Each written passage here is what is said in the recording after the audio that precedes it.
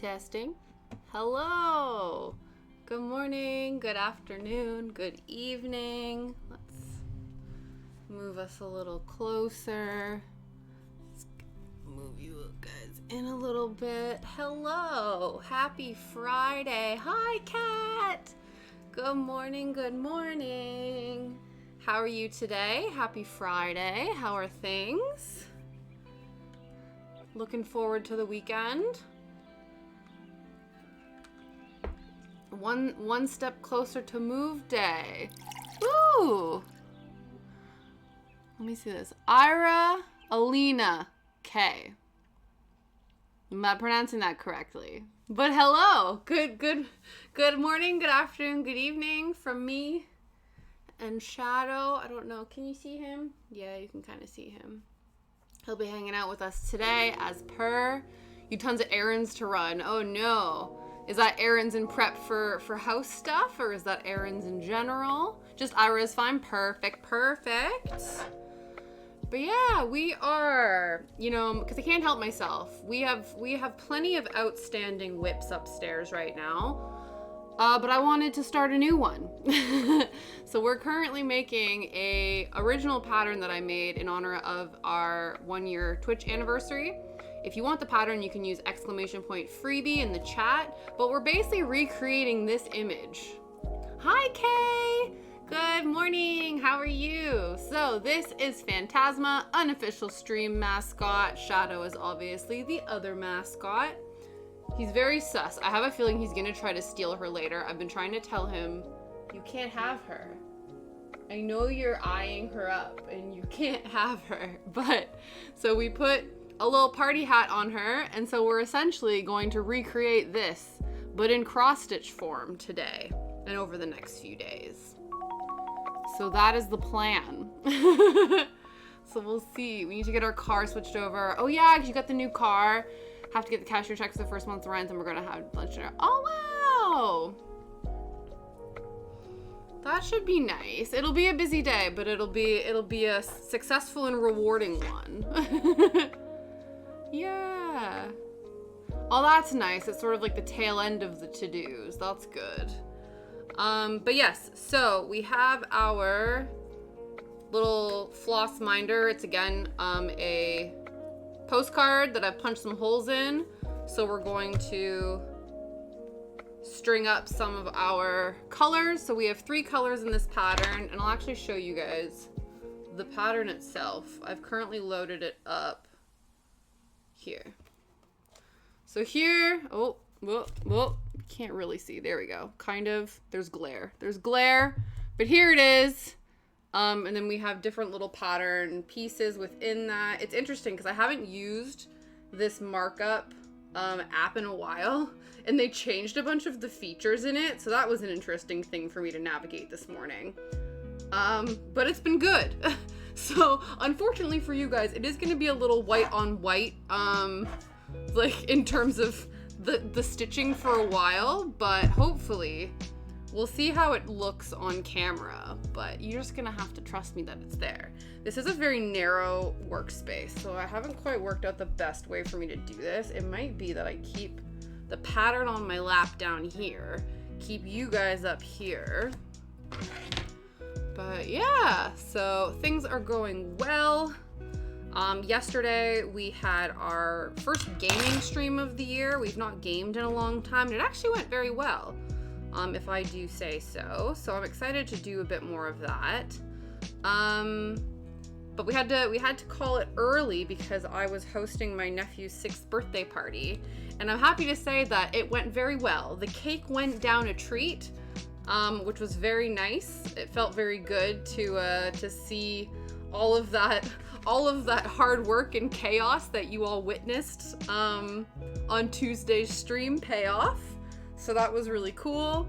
It was really funny because we brought the cake out to show, to sing happy birthday to my nephew.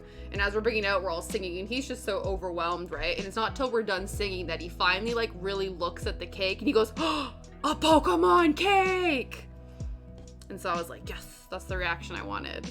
So he was very enthusiastic about the fact that it was a Pokeball. So that was cool.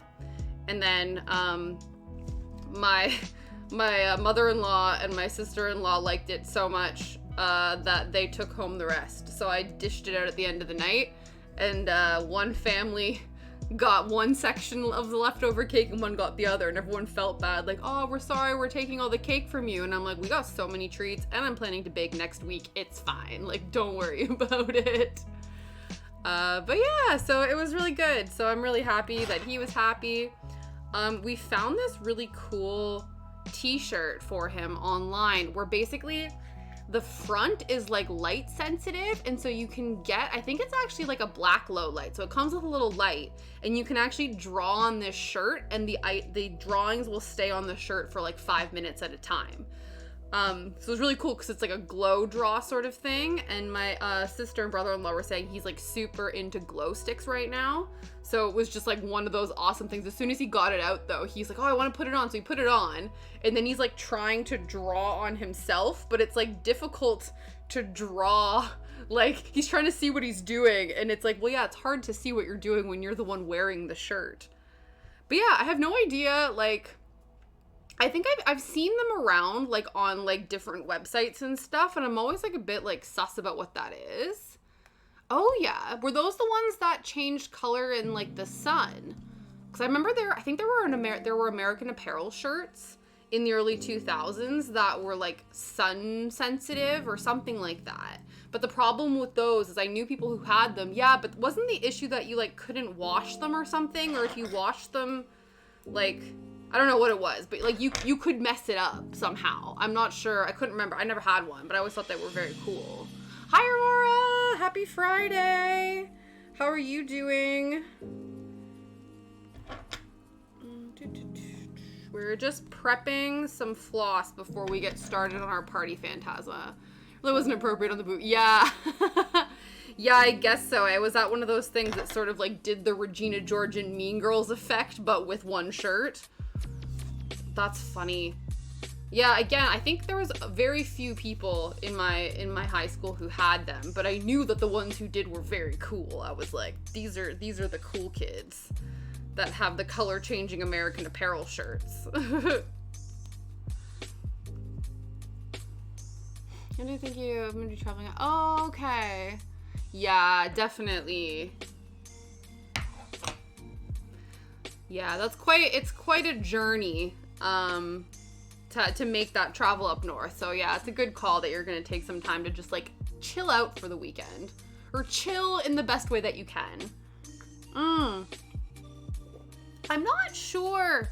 Let me see if I can actually find them. But I just remember, so basically first I'll show you the shirt that we got Henry. So we got Henry this, or my nephew, we got him this like color change shirt. It was actually from a website called Wicked Uncle, but I've seen these shirts other places. But it's this. So let me show you here. So it's like this interactive glow shirt. So it comes like this, and then this section here, you then have a light, so you can either use like a phone torch apparently, or it comes with like a little laser, and then you're able to, there we go.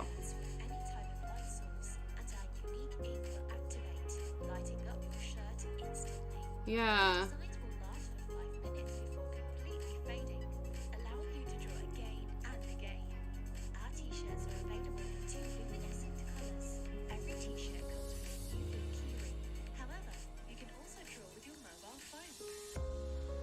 But yeah, so that was what we got him. You got Sky one of those too. Yeah. But then so what we were talking about was in like the 90s, not the 90s, in like the 2000s, there were these like color changing shirts that American Apparel did. American Apparel color changing t-shirt.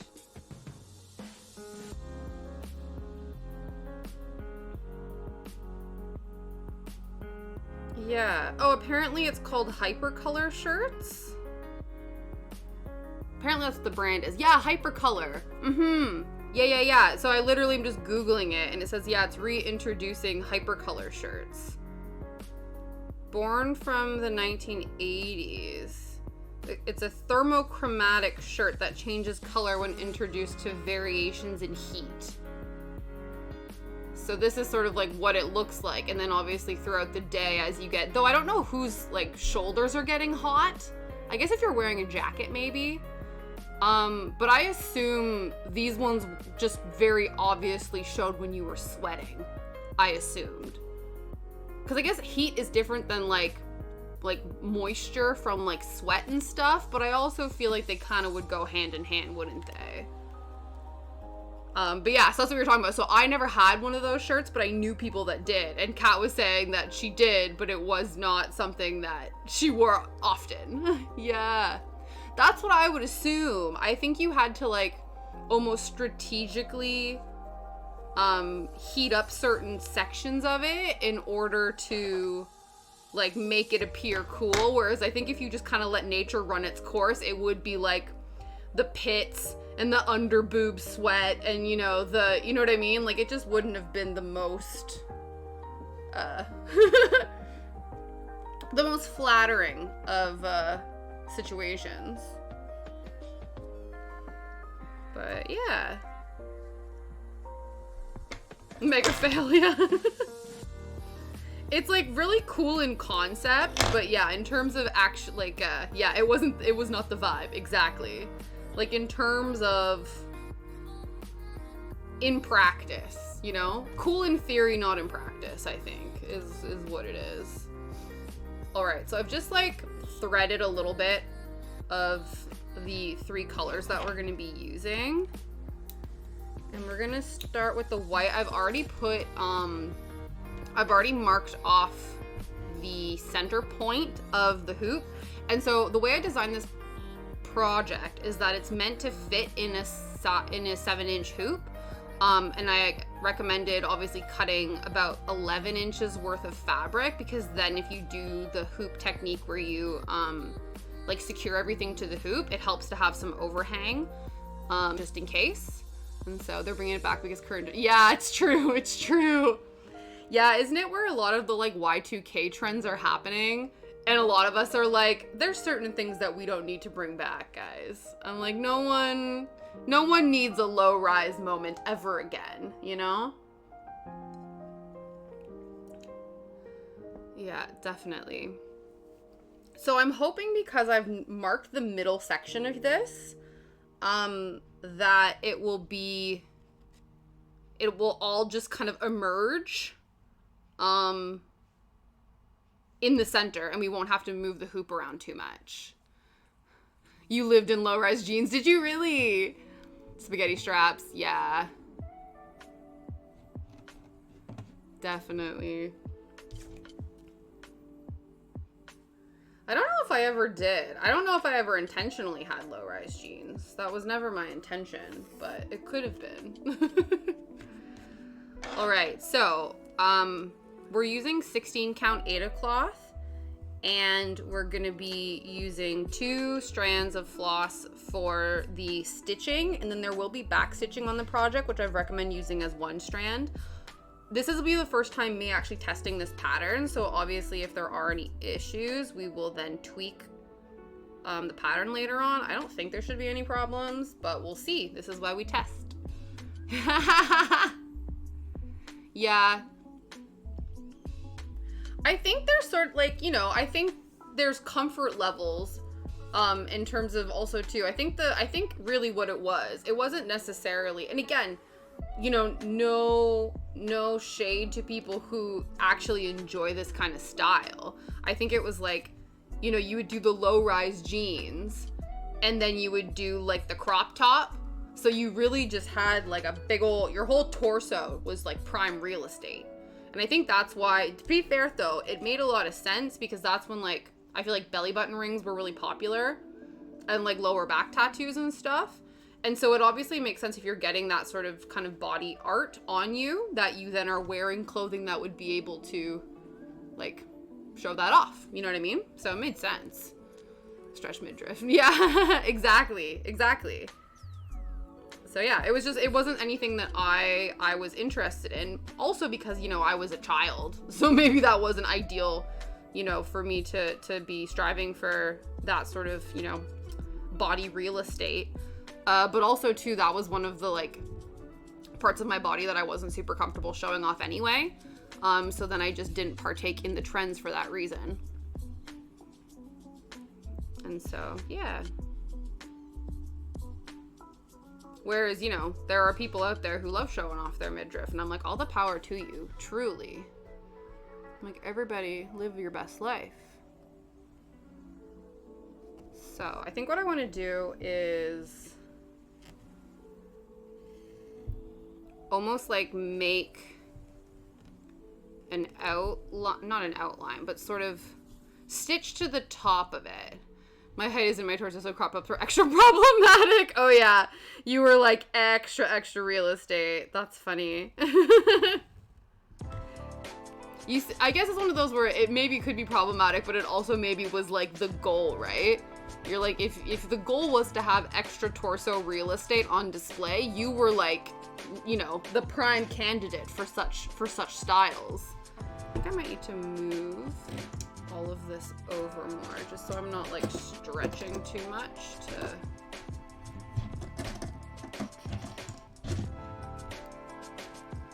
we go, move this over. But yeah, I'll always remember in, I think it was in high school, it must have been in high school, because it would have been weird any other time. But I remember going for a walk with a bunch of my friends and then finding out that they all went together to get their belly buttons pierced. And I was like, low-key kind of offended, but then they were like, but would you have even wanted your belly button pierced? And I'm like, you're right, I definitely wouldn't have wanted it. That wasn't something I was interested in, but it was like, oh, I just would have wanted to like be included, you know what I mean? Like, not necessarily to partake, but to like come along for moral support maybe, I don't know. My height was in my legs. I have like 1 inch between my ribs and my hips, I swear. Yeah, it's interesting how bodies can be proportioned in different ways, eh? And it's like even people who are maybe the same height, where the different parts of their body are proportioned to make up that height could be drastically different. It could be that it's in the legs or it's in the torsos. I'm a roly-poly. I like that though. Nothing wrong with that. Nothing wrong with a good roly-poly.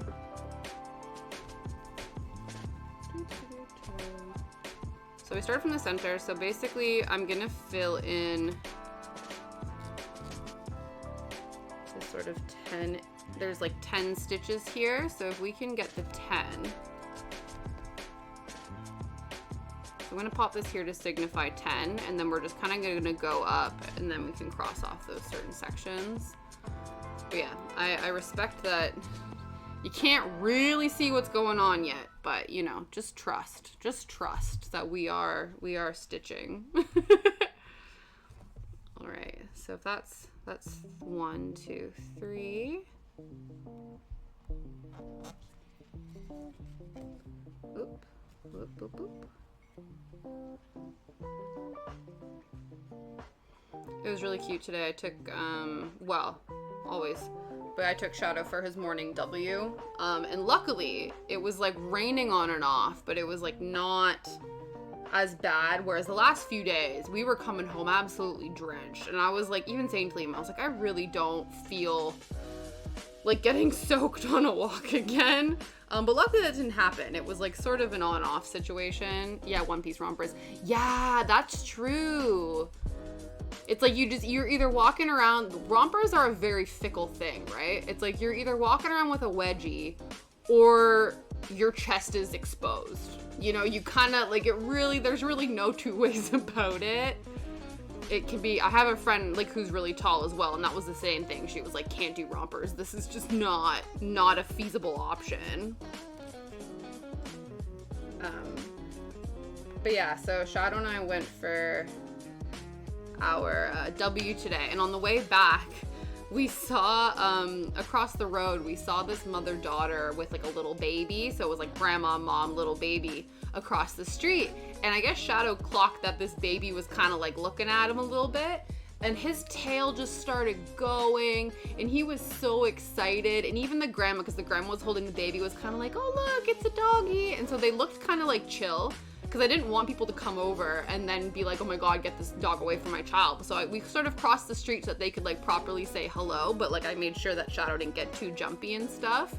But he was so excited to see this baby, and I don't know, it was just so sweet. I think the baby was like smiling and happy to see him, but then of course I think Shadow maybe like licked his foot. He was wearing like a little like snowsuit thing, he was covered, but I think the baby was a little bit like, oh no. But then the mom and the grandma and the mom were really chill. They're like, oh my god, hi, nice to meet you, you're so happy. And I was like, yeah, he loves babies. And it was like, okay, nice to meet you, have a great day.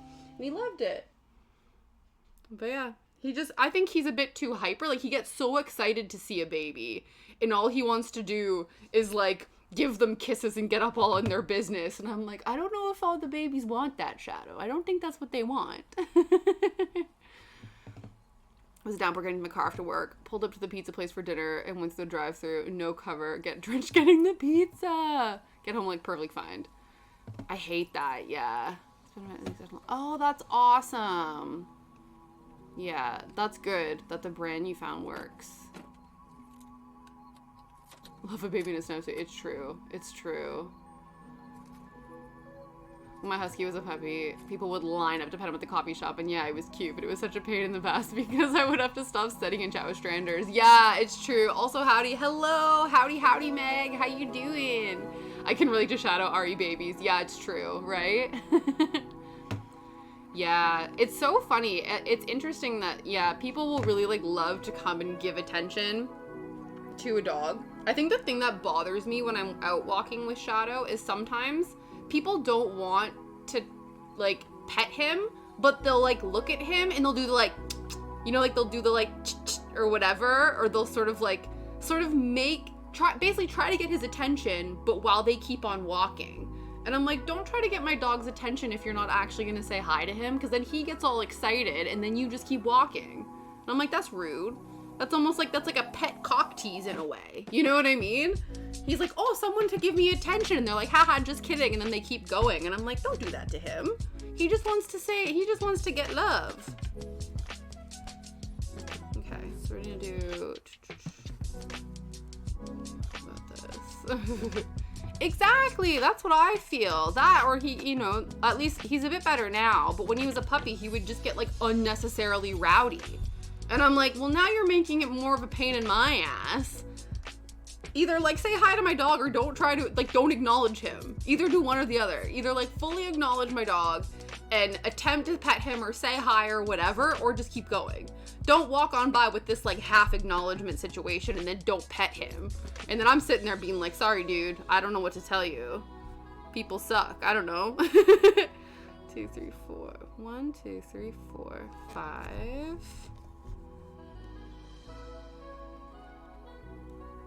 6. Exactly. I'm like, I don't like that even as a person. Though actually, I do prefer that as a person. I'd rather have random strangers just like go, yo, and then keep walking. I don't want to actually have a conversation with you.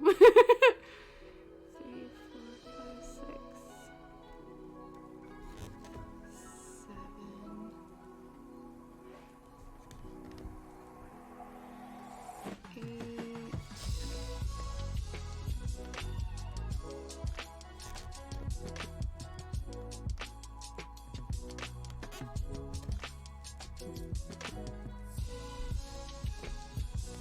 1, 2, 3, 4, 5, 6, 7, 8, 9, and then on the 10. So then that way, we're keeping track of how many stitches up we've done by half stitching in between and then doing full stitches at the 10 mark. Just like when people start petting my, yeah. He lets people when it's weird. You would just walk up and touch someone's kid. Yeah, it's true. No, I know what you mean. I do know what you mean. Yeah. If a dog runs around, yeah. I don't, yeah.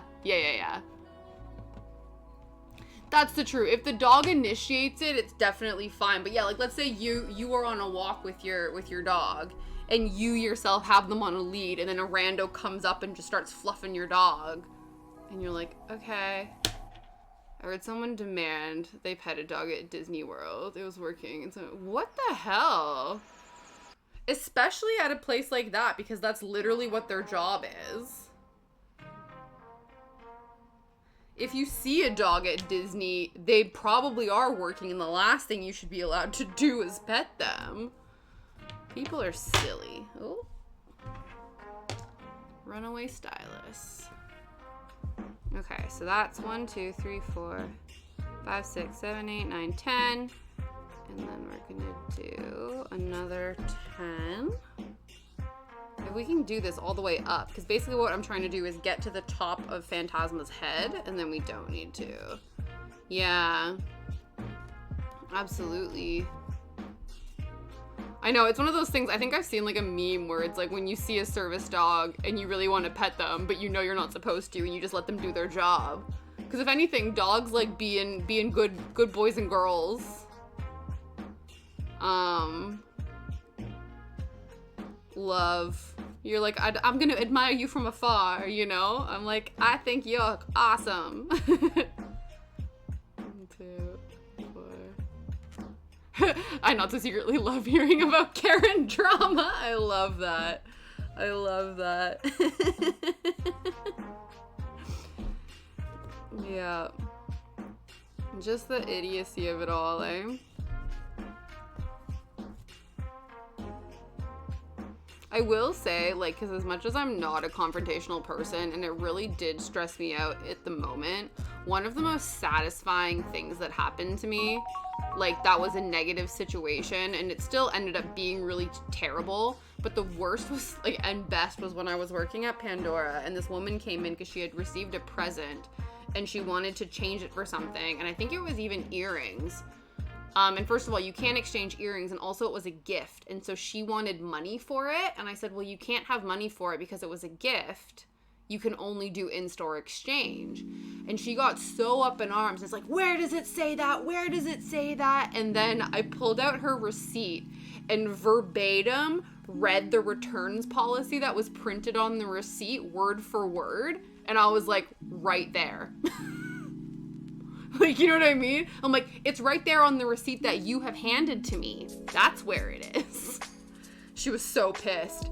Because again, it's like, you can't do anything about it. But she was still a huge bitch about it afterwards. Because she was like, okay, fine. Like, I'll freaking, you know, find the things and whatever. And I'm like, okay. Yeah. I had a lady in the pandemic tell me I didn't wear a mask while we were in the bathroom at a restaurant. I told her I had to, yes. And she kept bugging me about it. Shouldn't have screamed, this is Florida. That's so obnoxious. They think they're doing you a service, right? Like, sorry, babes, you realize you don't have to wear that anymore. And you're like, you don't know my life. You know, like, that's so silly. Music. Yeah, truly, Meg. My years of customer service had told me that people do not read. Absolutely. Truly. Even too, I remember that because like when things started first opening up, we had signs being like, this is where you need to stand. This is what you have to do. Make sure you're doing this. And they were like front and center at the front of the store. And people would walk in and I'd be like, well, can you do this, please? Oh, yeah, sorry. Or it's like, oh, I'm sorry, I didn't realize. And it's like, the sign is right there. Yeah, I come prepared before. Yeah, exactly. And that's the thing. And I think too, also, if you have previously worked in customer service, you know, you're like, I'm really sorry. I really do not want to inconvenience you, the minimum wage employee who's really not getting paid enough to deal with this bullshit. But I actually do need support in this instance. Cause yeah, you never want to be that person, you know what I mean? And it's like also for people who have worked in customer service, for them to get to a point where they need to go and complain, you know you've really fucked up. You know what I mean? Because I'm like, I will give you so many benefits of the doubt because I have been there. But at a certain point, you're taking the piss and I need to, you know, say something. I would never say something because I am that kind of person. But yes. People get my, yeah. I mean, I can just start yelling at them. Yeah, exactly. I know, it's true, right? I wonder if the best thing to do would be like, well, maybe I have COVID right now. Would you like some? You know, I would never say that or do that. But it's one of those where I'm like, you don't necessarily know. What if I'm protecting you right now? What if I currently have some airborne contagion that, you know, me talking to you could actually pass it on to you? Did you ever think that maybe I'm doing this for your benefit, even though you clearly don't deserve it? I don't know. I think everyone, yes, truly. I do think everyone needs to do a customer-facing job. Absolutely. Everyone needs to work either in the food industry or in frontline customer service. 100%. I asked a lady if she had baby chain fillies in the store. She said no, but something about her body language made me think she was fibbing. You found one. Oh my... It's...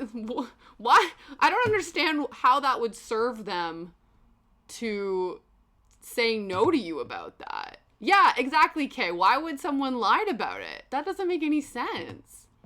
Yeah, I started in food, then a craft store, then moved to what I have now. Yeah, it's true. You can truly never tell.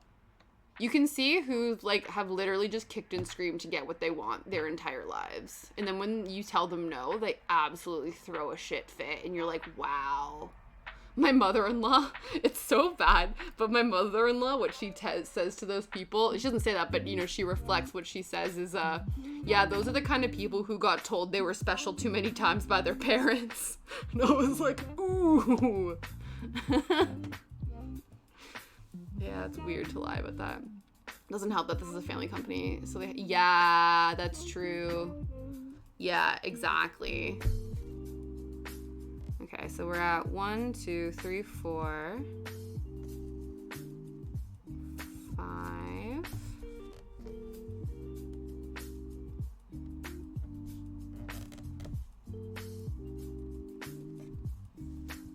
Right, 1, 2, 3, 4, 5, 6.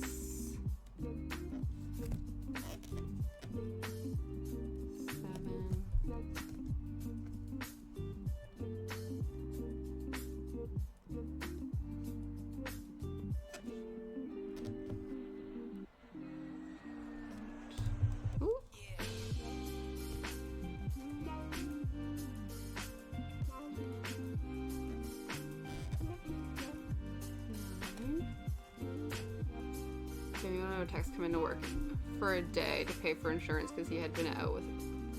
Oh my god. That's enraging. Wow. And you just wonder, like, where... Like, at what point did people, you know, people lose their humanity? You know what I mean?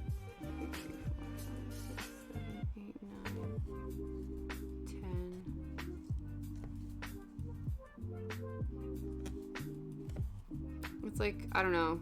It's like we live in such like a capitalistic system that it's all about like bottom line monies and stuff. Yeah. To be fair, I feel like work culture and hustle culture is, well, not everywhere, but it definitely seems like the US especially, but even like the UK, there definitely is this expectation that, yeah, you're contracted for like 30 hours, but if you need to stay late or if you need to, it's almost like frowned upon for you to just work your contracted hours. You know what I mean? Where you're kind of like, no, you're only paying me for this. And it's like, oh, but this needs to get done. And it's like, cool, it'll get done when I get in tomorrow. But it's like not, I don't know, there's like this weird expectation. And you're like, why? Okay, and then 1, 2, 3, I think. And then we're at the top of Phantasma's head. Now somebody's probably gonna fire her because she's out. Sorry today. You can even do your leftover POG. Jeez. Yeah.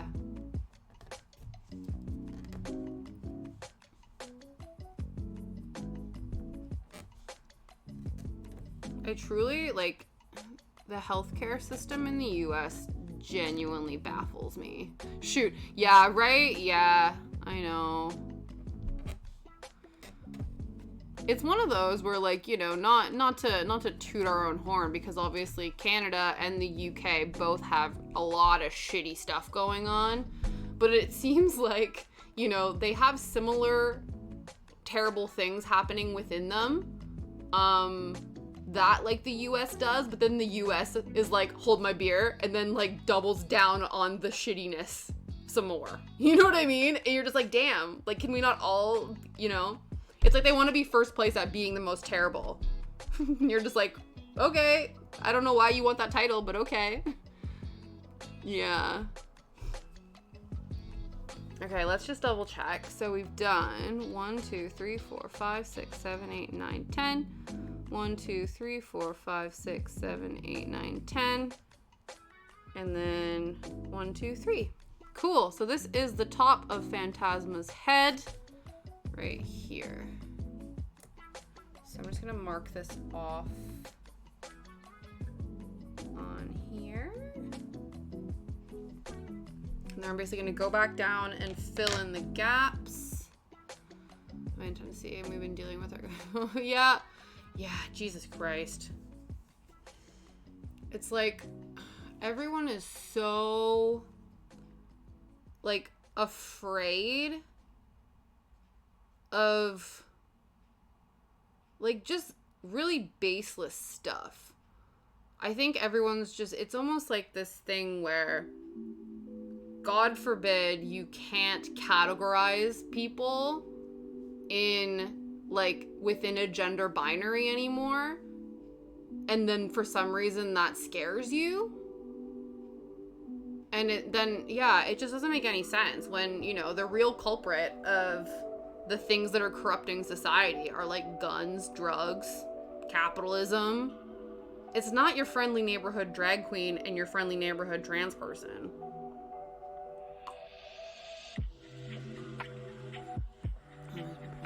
Yeah. Luckily there's been... Yeah, that's good. That's good. It usually is sort of major cities that end up being a bit of a safe haven. Very friendly sure has issues more than I'm just glad. Yeah, that's the thing. It's like freelancing is difficult because, you know, there's a lot of hustle culture within that. But at least, yeah, you come in, you do your shit, and then you get out, right?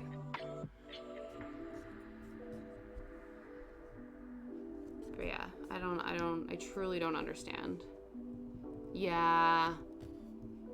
That's the other thing too, is because you're like, I do not like this, but I'm tied to it because of healthcare benefits. It's so frustrating. That was the one thing that I was really scared of when I was looking at like visa options to stay here. Obviously in the end it worked, you know, Liam and I decided that the best option would be to get married, but one of the things I was originally looking at was like a work-based visa. But the thing that really scared me is I'm like, I don't want my job to be tied to my ability to stay in the country, because what if I hate my job? Like, what if it doesn't work out the way I want it to, and then I feel trapped in it because this is the thing that's keeping me able to, like, live the life I want to. And that was just, like, that terrified me. I know not everyone has that option, and I also know a lot of people are in positions where they do find their dream jobs and it works out for them.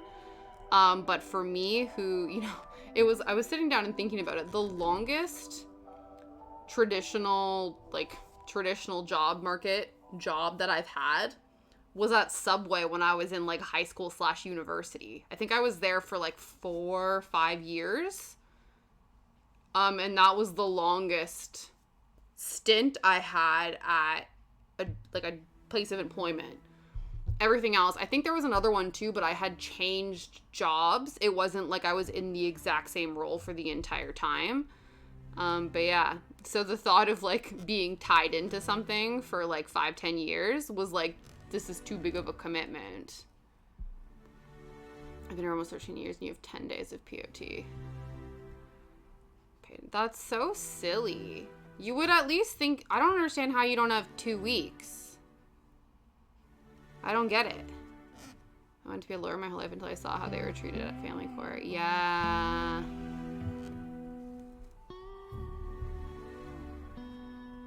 To be fair, that's a little bit like how I think I sort of became a bit disillusioned with social work, which is what I was like training in.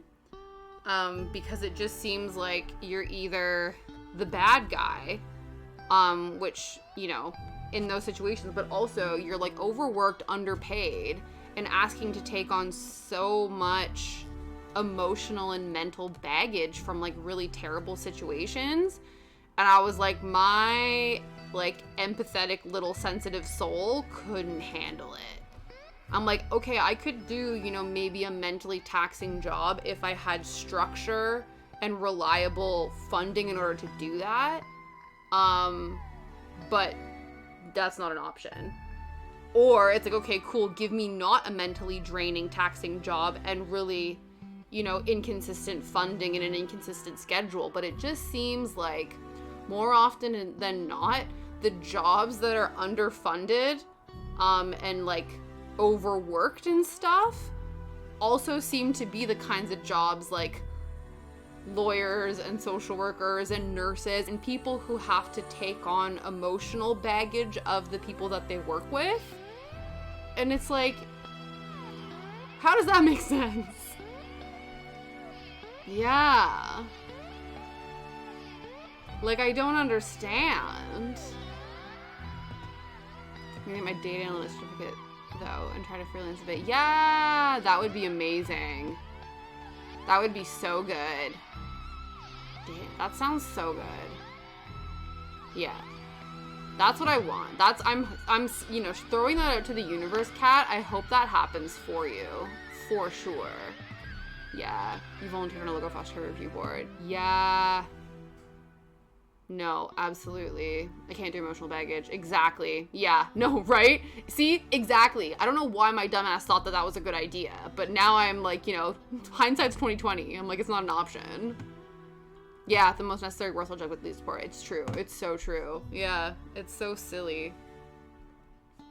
And then that's why it's so, like, to be fair, that's why it's so incredible when you do meet, like, a care worker in one of those sort of, like, healing professions, and they're so passionate and they're so dedicated, and you're just like, you are a breath of fresh air in a system that is so broken. And I'm like, truly angels. I'm like, I know that I couldn't be that person, but when I meet people that are like that, I'm like, you are just, you know, just a delicate, wonderful, fabulous human being that should be protected at all costs. I'll have to wait a little. Yeah, that's true. Yeah. Yeah, it's that double-edged sword, right, where you're like, that will be helpful, but also it would be even more helpful to still have that. But who knows, because maybe what'll happen is either when that happens, hopefully you guys get to, well, not hopefully, but it sounds like you would love to be able to move, and then you can get a job doing what you're doing, but not in a company where your employer is kind of a shitty person.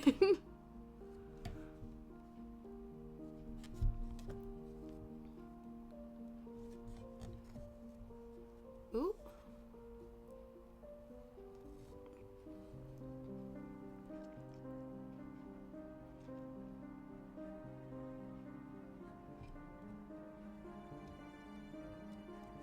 It was interesting. Liam was talking to me about how, I guess, I don't know enough about this kind of stuff, but obviously you know that, like, the cost of living crisis is, like, stupid. And I think it's probably the same everywhere, but it's, like, a thing they keep talking about here in the UK.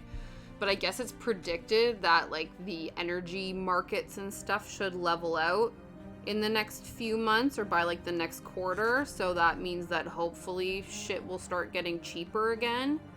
Who knows if that's gonna be true, but we do know that our energy budget's, like, effectively tripled, quadrupled since October. I was gonna be so mad, but you know what? Yeah.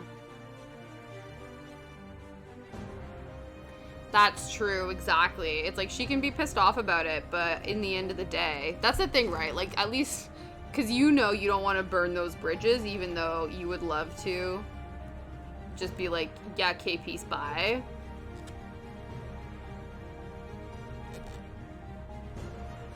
Okay, so that's that. Oops. So now we have 3 rows here to do this first page in this section. I don't think we're going to get to that with this, but if we can at least half stitch up here, then that would be ideal. Oh, you can kind of see what's happening now that there's, like, a row, or a column, I guess, of stitches. You can see it. It just kind of looks like a texture. Yeah. Like, hey, we're moving to Spain or whatever. And I'm just like down the road. Yeah. Yeah, right? The stitches are visible. Oh, hello. Are you gonna play the game where you kick me in the back like you did last time? Do you remember when that happened? Yeah, do you remember when that happened, Shadow? Where you did a big stretch and then you kicked me in the back with your legs. He's like, I don't remember. I was asleep.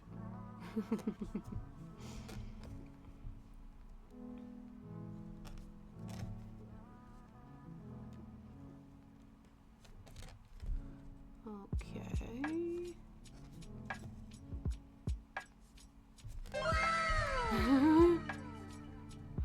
Phalanx!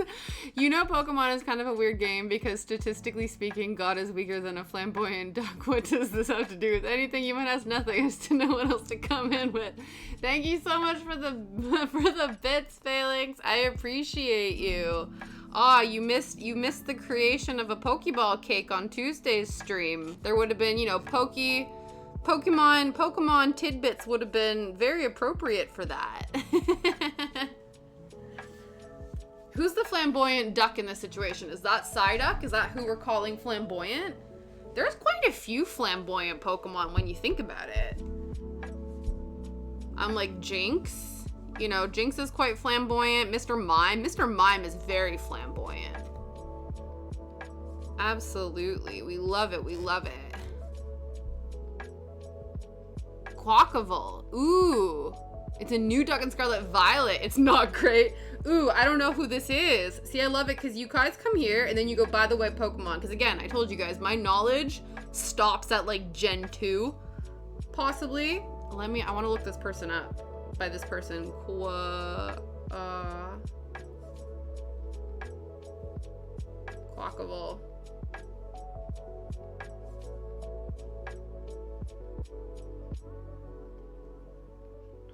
Quackable.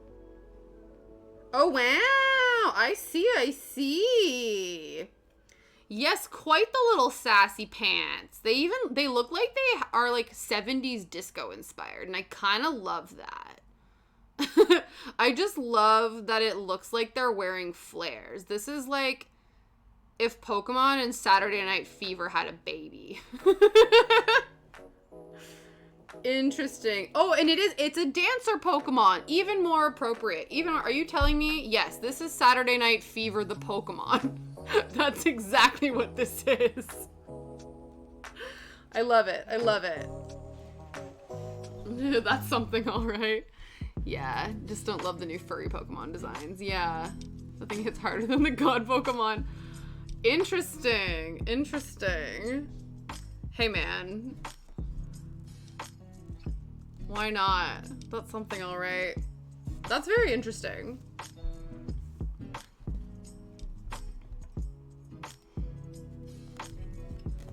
But yeah, I definitely feel, I don't know. I've not delved into any of the newer like Pokemon games and stuff. I don't know a lot about. It's tea time. Oh, thank you. Let's take a sip of this Earl Grey. It's nice. It's a bit cold, but it's still tasty. Still tasty.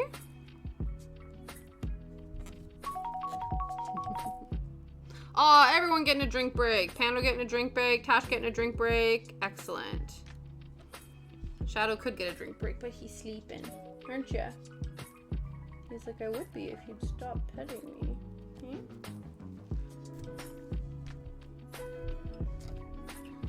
Okie dokie.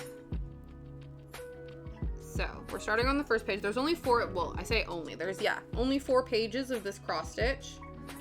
So, we're not gonna get the first page finished today, but if we can get a good chunk of it done, I think that would be awesome. So this is our first section. Right here actually is the top of Phantasma's head. So it's gonna sort of go like this, and then there's gonna be a little party hat here. So it should be good. It should be good. I make her on the pole when it comes to Pokemon. Yeah! Oh, that's amazing. I love that.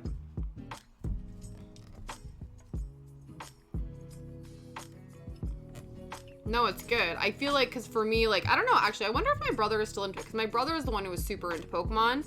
And then I, you know, as being his sister adjacent to him, who then played with him when we went on, like, you know, 5-hour plane rides to visit my grandparents, then was indoctrinated into Pokeland.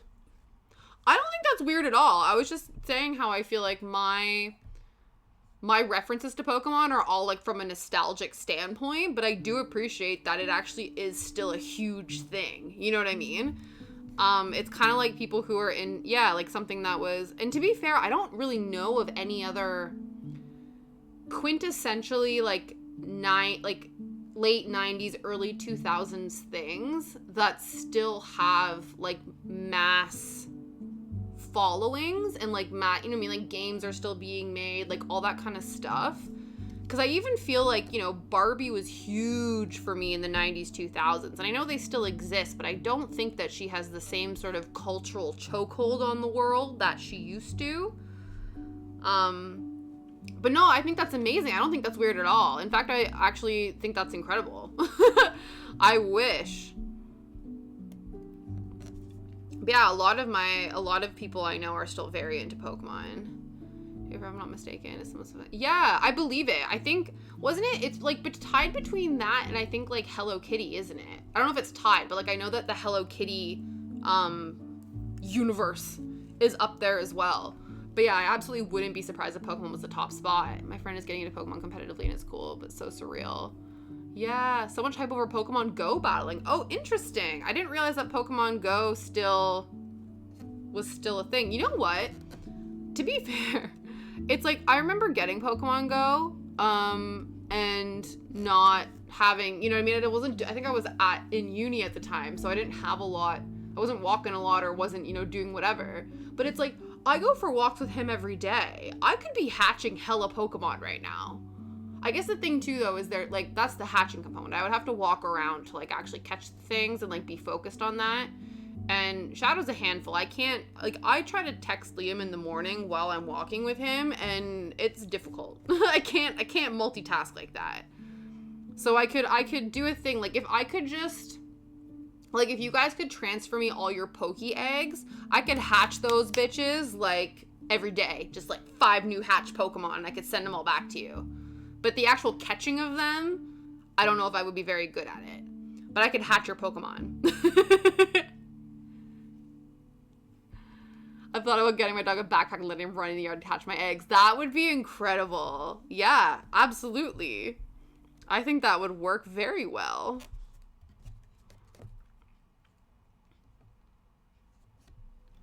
Where did the music go? Oh, there we go. It was just figuring itself out. Okay, I think, oh no, we can get a few in. Like, we'll get a few more, and I don't know if we'll finish the row, but we'll get a few more, and then we'll park it.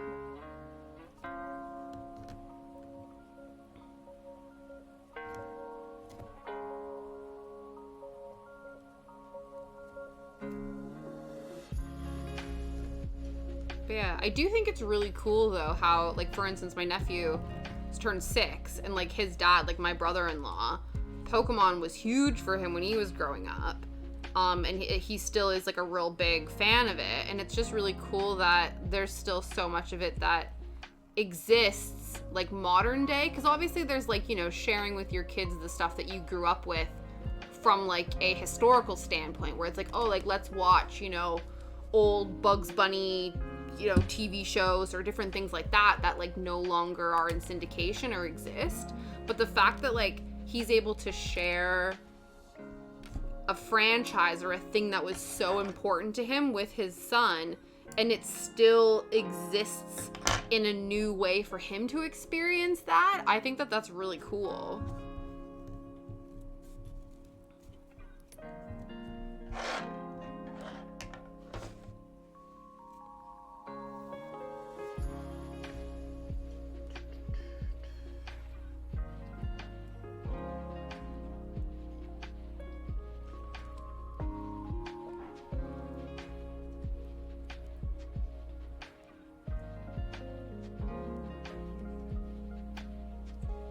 Hello. Where's your head itchy? You're gonna go belly up, aren't you? Ready? Pew! Legs in the air like you just don't care. Okay, let's pop that there. Part of the reason too why we are starting a new cross stitch and not just doing one of the whips, which I know we should be doing, is that working on a project down here, I didn't want any of the projects that have like 15, 20 different threads. Hate to join and leave immediately, but I have to get ready. Yeah, no problem. I appreciate you stopping by, Phalanx, for, you know, any and all amount of time. And I hope you have an incredible day at work. I hope things go well for you. But yeah, always appreciate it. Whether you're here for, you know, 2 hours or 2 minutes, I appreciate it. All right. No promises. Yeah, fair enough, fair enough. It's like either have a good day or make the most out of a shitty day. I don't know. Try to make the most out of a bad day, or, you know, step one is I hope you have a good day. But if you don't have a good day, at least get through the bad one. Okay, let's finish these half stitches here. Ooh.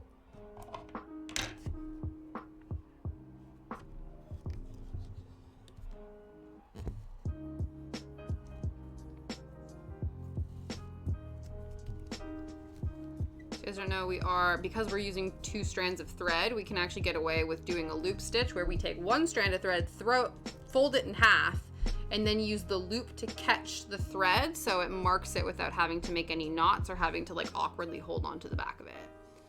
'Tis a game changer when I found out how to do this. I was like, this is wild.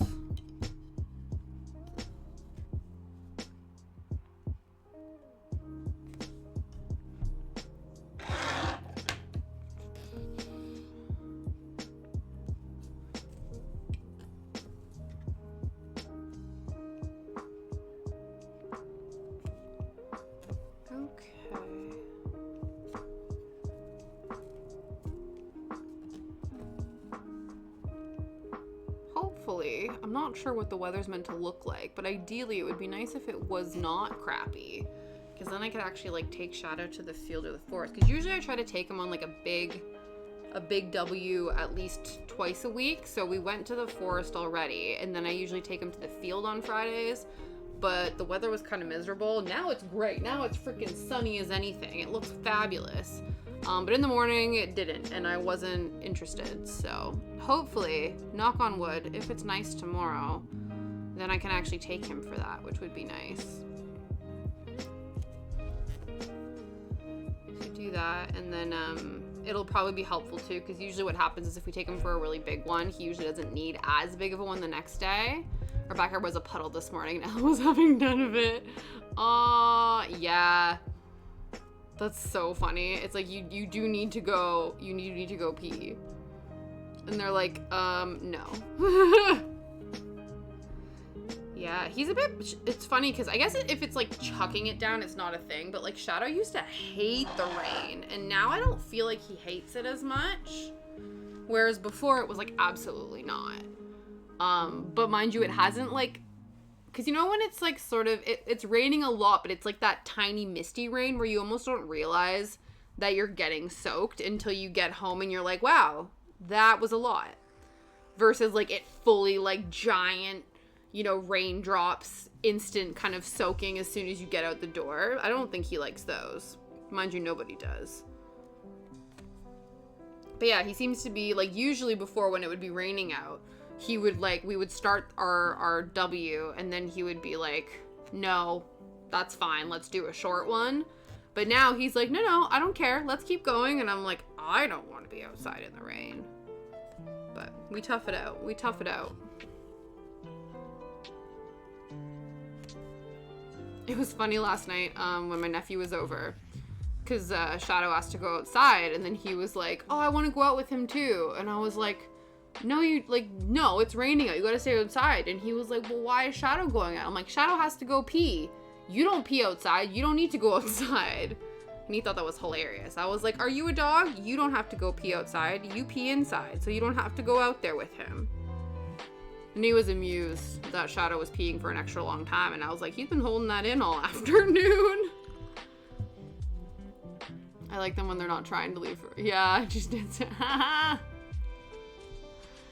Oh, no. Yeah. Absolutely. You almost need to, like, escort them out with an umbrella. You know, you get your little umbrella and be like, Your Majesty, and you have to hold it out for them so they can do their business. Speaking of peeing, I saw a man's wiener on my wedding gift. Oh, interesting. Oh, interesting. Oh, no. Oh, wow. Oh, wow. You're like, that was. Yeah. That's awkward. I remember, the, like, neighborhood kids. There were these kids across the street where I grew up that I used to babysit for. And I guess, you know, there's a thing where, like, kids sort of, like, to be fair, I think Henry did it, like, my nephew did it once, too. Where kids, like boys, kids, you know, the kids with the wieners realize that if they really, really have to go, their, like, parent is usually like, you can just go in the bush, like, we'll hide you, whatever. And so I don't know when these kids had figured this out. They were like, oh, okay, apparently we can pee outside sometimes. And then that became their preferred method, where, like, I think even too, I remember the mom saying, like, even if they had to pee and they were in the house, they would go outside. Or they'd be playing outside, and it's like, no, you have access to the toilet. It's only in for emergencies. So sometimes, though, they had to tell them off because, like, they had all these bushes and stuff in the front of their house. And so we would full on, like, just see them across the street peeing. And it was like, no, you can't be doing that. Yeah, I wouldn't have enjoyed that either. But yeah, that happened with our nephew as well, where we had to do an emergency stop, and we weren't going to make it to the bathroom. And it's like, okay, just go over on the side. And then later we were, like, enjoying some views of something, and then he was like, yeah, gotta go again, and just busted it out. Honestly, it's true. Sometimes those outhouses be so stanky, you're like, I'ma just squat. Absolutely. No, absolutely. Sometimes, hey man, I respect that. Absolutely. Yeah, when the outside is the lesser of two evils, I think that's fair. I think that's fair. Yeah, some campsite bathrooms are gnarly.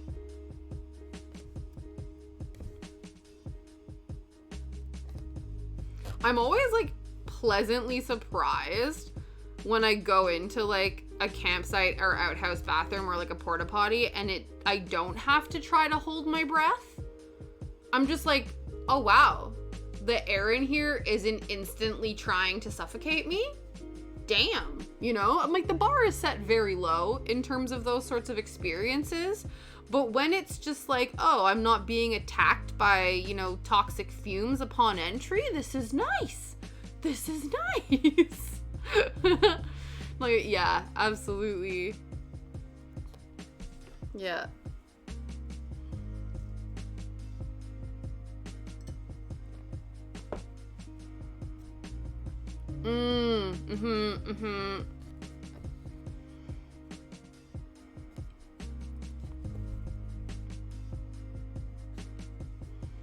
Yeah, you have that concern, and then, you know, you also have the concern inside your house that a bald paparazzo will pop through the toilet, a la Spice World.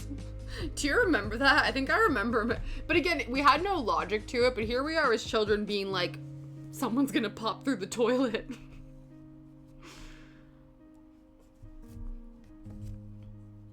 Though I remember my friend's sister, when she was in high school, she watched the movie Psycho, and then she was too afraid to shower if there wasn't, like, another person in her family at home.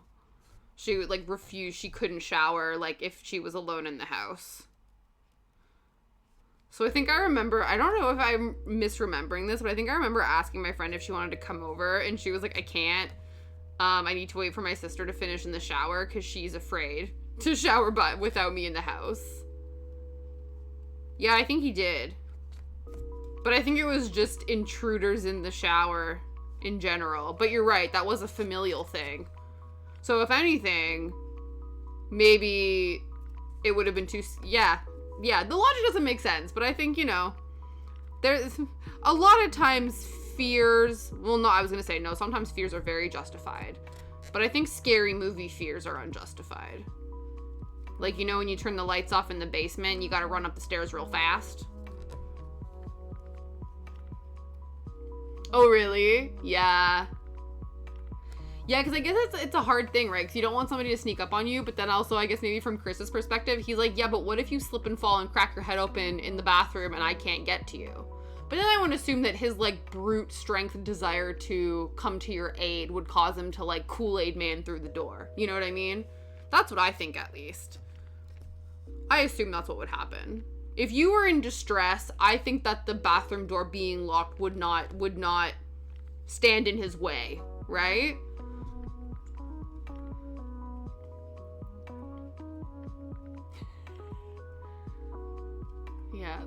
Yeah, exactly. Oh, so because he can do that, then it's fine. That's fair. I can't swim in a swimming pool alone, so I'm scared. Yeah. Hey man, also too, if you play enough video games, that's kind of how shit happens, right? Stuff just be straight up materializing. And if you are of the mindset that we live in a matrix, you know, or if you watch the Hunger Games and people just be, you know, materializing weird CGI robot dogs, that's, you know, that's not unfounded. I respect that. I respect that.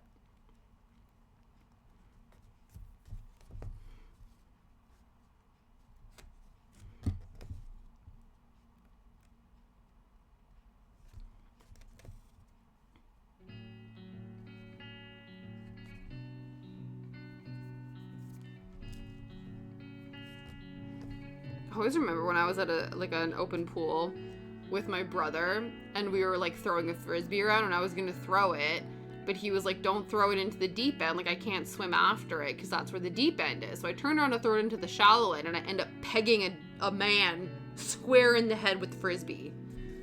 Because I was doing my due diligence to throw it where people weren't, but then my brother was like, I can't go out that way, you gotta throw it the other way. So I did, and then I absolutely pegged a man in the head with a frisbee at the pool, and I was mortified.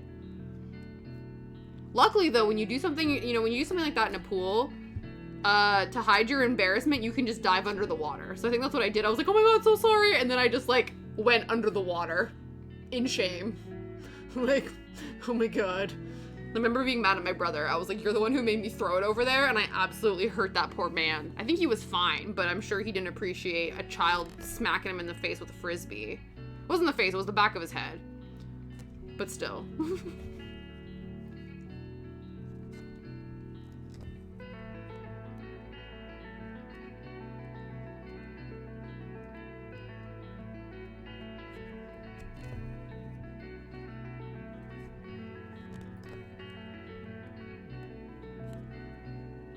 Actually, I can cross off this section here. Boop-a-doo-boo-boo. Let's save this. Yeah, I can't remember the last time I went swimming. I think it's been a couple of years now.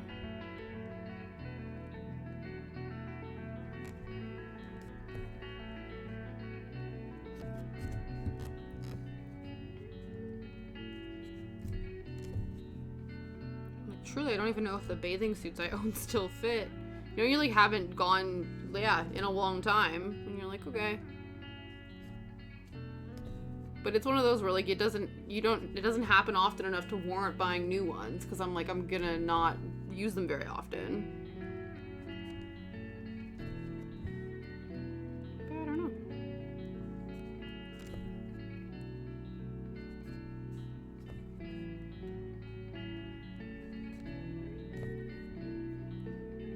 Shadow doesn't really swim. I'm like, maybe I guess the other thing too is like if you're going to, it would be like pools and stuff around here, because obviously where I grew up we had a lot of natural lakes, so you could go swimming in the lake in the summer. And so when we were kids, especially because we didn't have like an air conditioning unit, when it would get really, really hot, we spent all our time at the beach because it was away from my parents and all of us to like keep cool.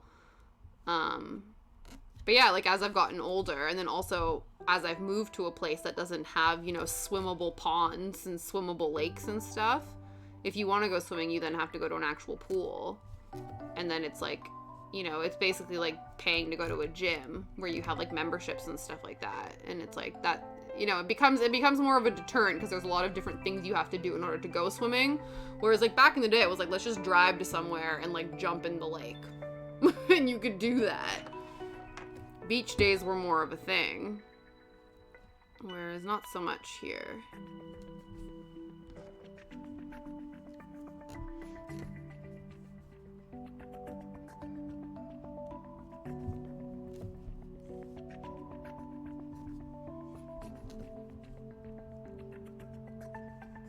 My goal is to actually get to a point, because once we do these 3 and then we do one more here, then we actually can start on Phantasma's first eye.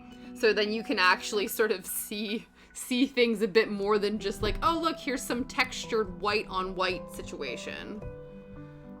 There'll actually be a stark contrast that your eyes will be able to see instead of just, you know, texture. This will definitely be a situation though where once we do the back stitching, it's gonna be a game changer. It's always so satisfying when you cross stitch something and then you add the back stitching and then the thing just pops to life. It's absolutely wonderful.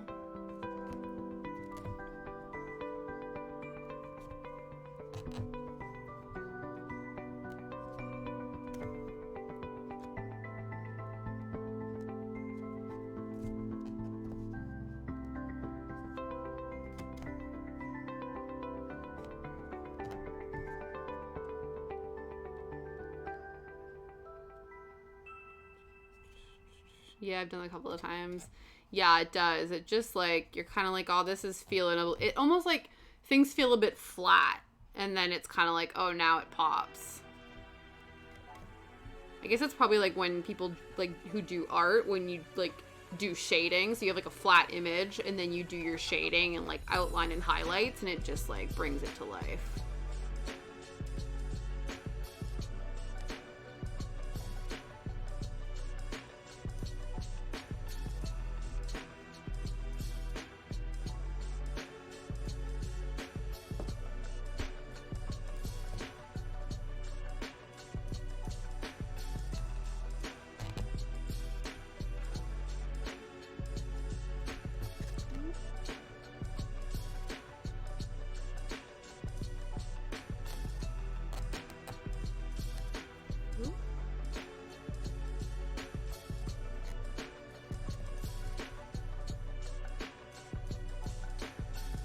I do think the plan for next week will probably be very similar to this week. I just have to figure out what days things need to happen, but we'll be baking again. I have to decide if we want to do, I'll probably do a poll over on Instagram. I can maybe do a poll here too, or just ask your opinion, whether or not we make butter tarts or Nanaimo bars next week.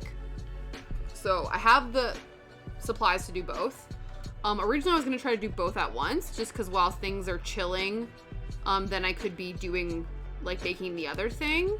But, I do feel like I would like to get the baking streams to a point where they actually are happening within the 3 hours, because the last 2 baking streams we've done, we ended up doing 4 hours. Which is fine, but it would be nice to, like, not have it so that I feel like I'm, like, scrambling at the last minute every time. But yeah. So yeah, I think we will do both, but we will do them one at a time. So next week we'll do one, and then the following week we will do another. But yeah, because I've not had, sorry, I'm just keep rearranging my legs, because I can't.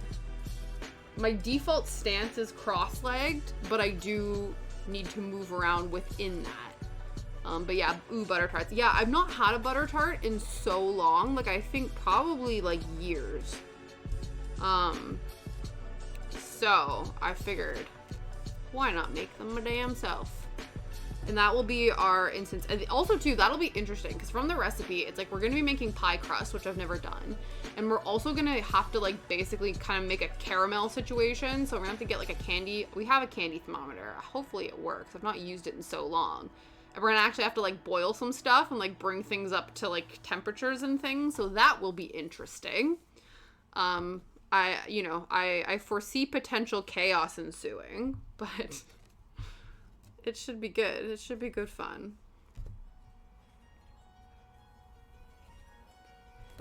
And then, yeah, we'll probably continue playing Strange Horticulture, because that went pretty well on Thursday. And then, yeah, and then more cross-stitching.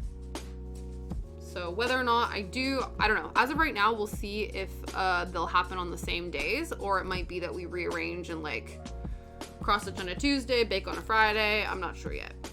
We shall see.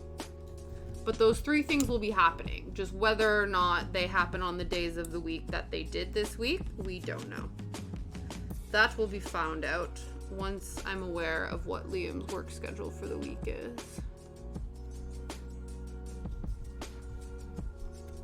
He does send them to me. Like, I think he sent me what the month is meant to look like, but it changes.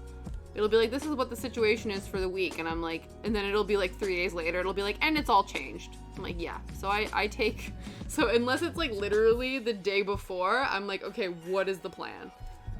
Because his work likes to chop and change that on us. And I get it. Like, it's fine. It doesn't matter either way, but it's sort of helpful to then know for a game plan. Because we need to game when we have access to the streaming room. And we don't always have access to it, so we gotta figure out the day we do.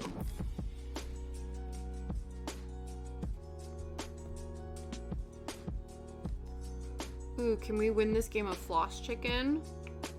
We'll see. We have a few more stitches, and I wonder if I can get them all done with this last little bit of thread. I think it'll be tight, but maybe we can make it happen.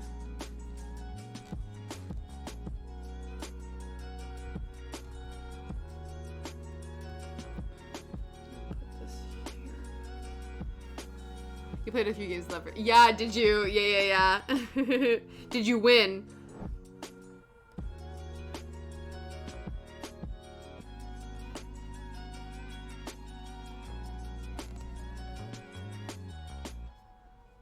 Excellent, excellent.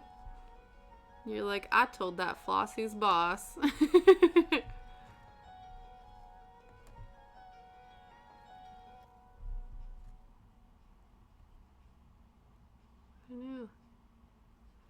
I knew. Yeah, I think we will. I think we'll get it done. I believe in us.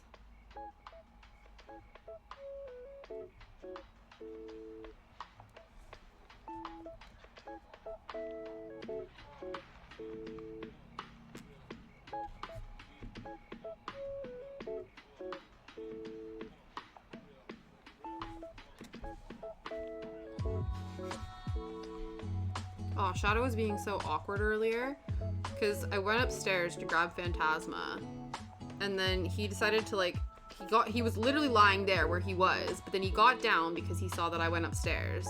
So I came back down, and then I was trying to get him to get on the sofa because I knew that's what he inherently wanted. So I got him a biscuit and I stuck it on the couch, and then he just stood here, ate the biscuit, and then proceeded to stand here. And I'm like, you need to move, sir, because that's where I'm sitting. And he just looked at me. If you guys are on my Instagram, in my stories, that's the picture I took to sort of promote the channel. Here, let me actually show it to you. I'll bring it up right now if you've not seen it. But yeah, he just was standing there, and I was like, sir, you need to move. And then I just was fully talking to him, and I was like, you need to get out of the way. And he was like, I don't know what you're talking about. So then I had to put the biscuit like further up the sofa, like on the ledge, so that he could jump up, and then I got him to lay down, and now he's just been here the whole time. So I was like, this is absolutely what you wanted. You just needed to be led there. He's so silly. Aren't you? And he's so, like, he just looks at you like he's perceiving, it's like he's so, like, staring into your soul, but you know it's just, like, you know, the Peanuts characters where they're talking and he's just like, wah, wah, wah, wah, wah, wah, wah. And he's like, I don't know what you're saying because I am a dog. He does recognize certain words. There's words he does recognize, but I don't think the, you know, move your butt out of the way seem to be some of the words he does know. He's pretty great, though. It's the ears, I think, that get people, isn't it? It's the, like, floppy ears with a mind of their own. The floppy ears and the eyes that just seem to stare straight into your soul.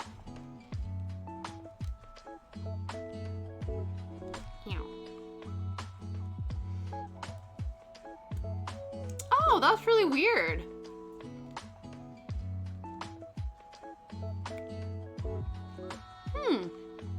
I wonder why that is. Are they sending you to people that you know, or are they sending you to, like, random channels that you don't follow? To be fair, really randomly, when I was looking in my on my Twitch, it said, like, oh, continue watching, because, you know, when you start a stream, it'll be like, oh, continue watching this, and there was some random, like, channel in my continued watching, and I'm like, I don't remember actually seeing this. So maybe mine did that too when I didn't realize it.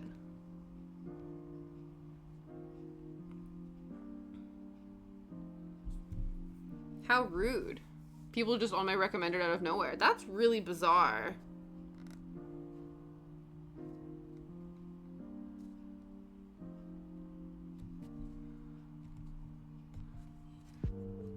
Whoop. Be like, oi, oi, Twitch. Sort yourself out. Figure it out. Oh, I was gonna say, speaking of Twitch, but I guess it doesn't matter in general. It's the streamer awards that Cutie Cinderella puts on is gonna be live streamed tomorrow. I don't know when it is. I think it's like 3 p.m. like US time, so I probably won't get to see it live. But I watched her VOD when she was announcing all the, like, nominees and stuff, and I noticed, because they'll do, like, different categories of streamers, so it'll be like, you know, Minecraft streamer and Valorant streamer, and then they did like a just chatting streamer, but they didn't do a makers and crafters streamer. So I wonder if, you know, the platform or the show isn't big enough yet. So I don't know when they do, like, submissions for nominees and stuff. I think they also, before that, will do, like, category ones.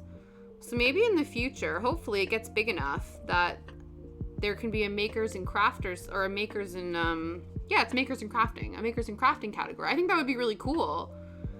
So I think there's tons of, like, huge maker and crafting channels on here, and I think it would be really cool to give them some love. Because a lot of people, when you talk to them about Twitch, yeah, I feel like they don't realize, it's almost like this, like, kind of best kept secret, I feel, where people who only know Twitch, like people who don't actually engage in Twitch, but they just kind of know of it because they know of, like, gaming streamers, when you tell them, like, at least when I talk to them about it, and I'm like, yeah, I, like, craft, and they're like, oh, like, that's a thing? And I'm like, yeah, actually, there's a huge crafting community on Twitch. But yeah, I think that would be really cool. But I just think because, like, Cutie Cinderella and the people that she, like, the games that she play, like, whatever, like, they're tied into those sorts of communities, so therefore the audiences that are then seeing that are then voting for those things. But yeah, I hope, and I think too, like, that's her intention, is like, oh, hopefully this grows into parts of the Twitch community that she herself is not a part of, because the whole point of it is that it's meant to be, like, awards for people who engage in those communities, right? So maybe over time, it's only like the second one she's done, right? And so already I think they're having, actually, I think they actually have a best VTuber category, so that's really cool. So they already are recognizing some of the other groups within the Twitch community, so there actually are, like, VTubers. There's actually, which I didn't realize, I found out watching this nominee thing, because they also have a category for, like, the best content house. So, you know, it's like the collective, you know, all the streamers. There's like offline TV and OTK, and there's places that will have like a bunch of streamers that either live together or they're all like contracted together, and then they will stream separately, but they'll also kind of make content together as well. There's a VTuber one. So there's actually a VTuber content house that's made up of a collective of VTubers. I've not like watched it, but I think it's called like VT Soju or VJ Soju or something like that. And I just thought that was really cool. I was like, oh, I'm like, there's obviously a big enough VTuber community that warrants like the actual creation of a VTuber content house. I was like, damn, that's awesome. So we have a few VTuber friends. And I just think that's really cool that their platform. Oh, thanks. Yep. Kick me in the back, sir. I appreciate that. Yeah, I appreciate that. He's like, huh? All right. So yeah, so then if we do another line here, then we can actually start on an eyeball. So you guys can get, you know, part of a Phantasma face going.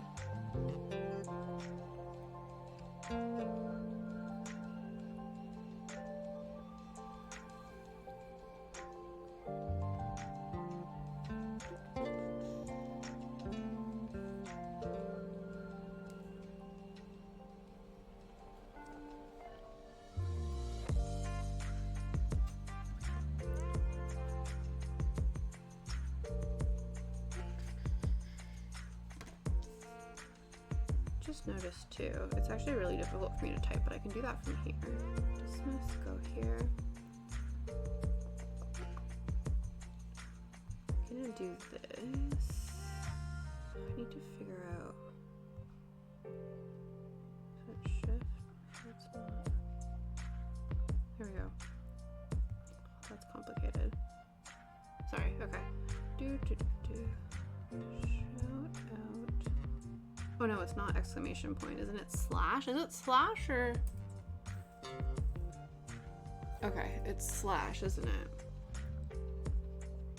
Sorry, this will all make sense in a second.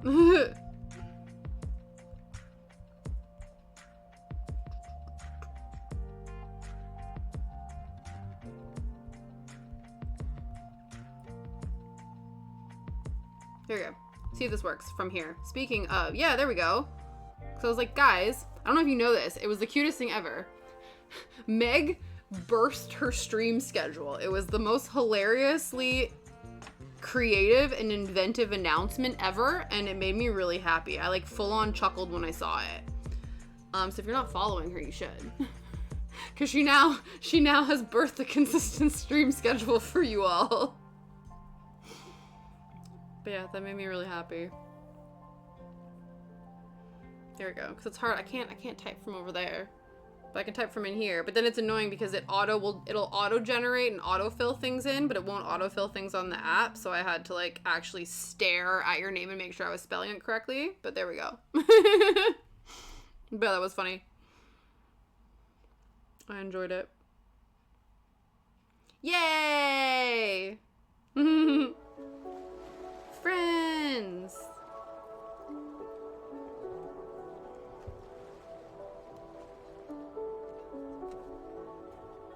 I was very not sober in the picture and you'd use it for something. Hey, man.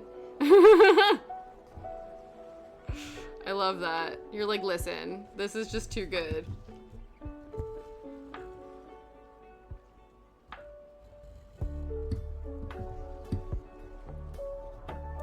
I also like too that you put the like Twitch logo over top of the face of the person that was in the photo with you. And so it looked like you were like, me and Twitch have given birth to a stream schedule. And I'm like, this is just mwah, chef's kiss. Just the marketing alone.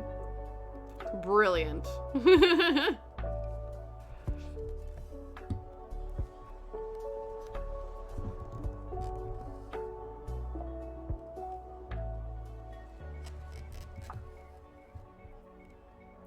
think my plan this weekend is to paint my nails. I need to cut them. My like ring fingers are just like, you know when you just get to a point where your nails get so long and they're like super annoying? I'm kind of at that point with some of these. But yeah, they've just been naked for too long. My concern was, because I think I told you guys this, because they were chipping, I didn't want to be doing baking streams with like chipping nails, because I didn't want to accidentally chip nail polish into the baked goods. I thought that that would not be ideal. That wouldn't be very hygienic or very tasty. But now they've been naked for too long and it is distressing to me. I keep on short. Yeah. Yeah, you can't handle the clicking. Mine is like if they get too long, because I don't like the clicking, and then I'm trying to type on my phone and I keep like messing up. I keep like typing the wrong things, and I'm like, I think it's because these are too long.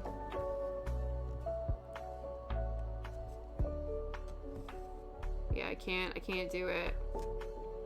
There are, like I said, there are people who have really long nails and they love it and they're able to adapt to them and stuff, and I'm like, I can't. I just break mine because I'm a klutz. Yeah. I can sometimes feel when it happens. It's usually when I'm cleaning, so I'll be wiping down a counter, and then my hand will smack against like the counter and the backsplash or the wall, and I'm like, I've definitely broken them there. Absolutely. Ugh.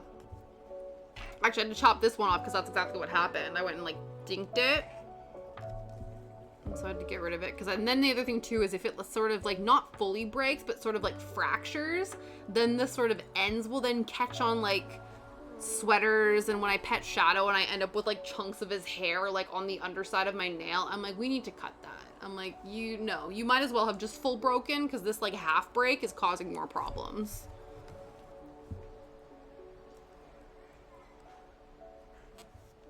What are you doing?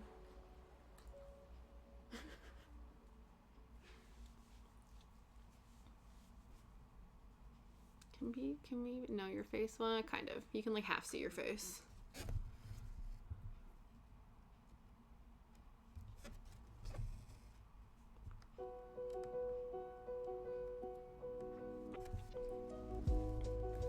Oh, hello. How you doing? You gonna turn around? Turn around, bright eyes. Every now and then I fall apart. I showed you guys that video that I saw on Instagram, of a dog listening to Total Eclipse of the Heart on an echo machine, and every time the woman said turn around, the dog then turned, and I was like, this is the cutest thing ever. So adorable.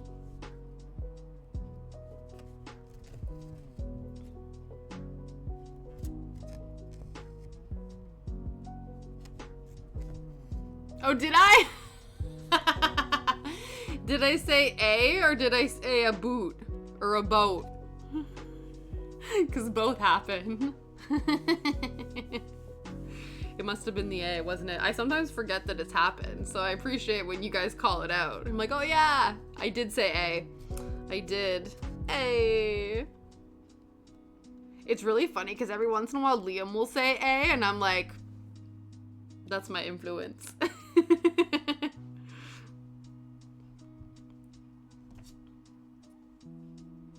You didn't think it was an actual thing? That's funny. Yeah, it is. It turns statements into questions. Because I think a lot of times people, if they don't hear it, they think it's a stereotype and we just bung it on the end of sentences just all willy-nilly. Yeah, you've been hanging out with me too much that you don't even notice it anymore, Aurora. 1, 2, 3, 4, 5. 1, 2, 3, 4, 5. But yeah, so I think what had happened is a lot of people would be like, A. Or like they would just, I don't even know. They would just be like, oh, I went to the store, eh? Or I don't know. I don't know how to not use it in the correct way. Basically what happens is it's the same way that you would say right at the end of something. Like, it's really cold out today, right? As like a confirmation or like a question. Yeah, so it turns statements into questions. That is the most appropriate, effective use of the term. But yeah, so it doesn't happen very often anymore, because maybe I guess I just don't turn my statements into questions as often. But yeah, it's definitely a thing.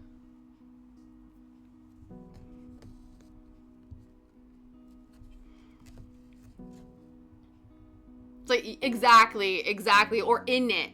That's what it is. I think that was the other one that I noticed a lot of. Not all Brits, but I noticed people go, it's cold out tonight, isn't it? Or a bit wet out, isn't it?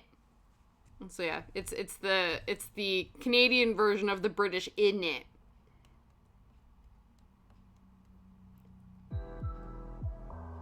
Exactly. Oh, the you alright though, I remember getting real riled about that because the Brits will be like, you alright? And then they just keep walking and then you're just supposed to go like, yep, and keep going. And I'm like, what if I'm not alright?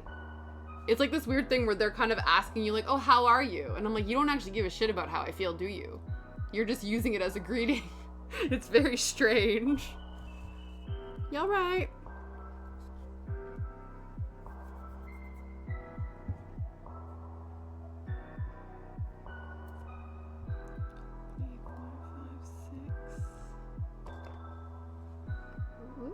Boop, boop.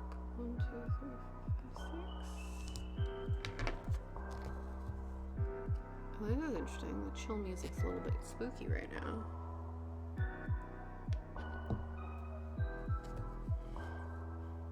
All my joints hurt, and I'm in existential dread. Yeah, exactly. It's true. I think I remember, you know what it is? Because I wasn't in a good place mentally, and then people would be saying that, and then I would get really annoyed. Because I'd be like, you genuinely do not give a shit. I used to reply back like, I'm good. And then when I did it to them, I was like, why am I not getting an answer? Yeah, it's true. You're right. And then they just wave and keep going. You're like, I'm genuinely asking you a question. And that's when you find out. I wonder if it's different. Because obviously, like, we've talked about regional accents and stuff as well in the UK.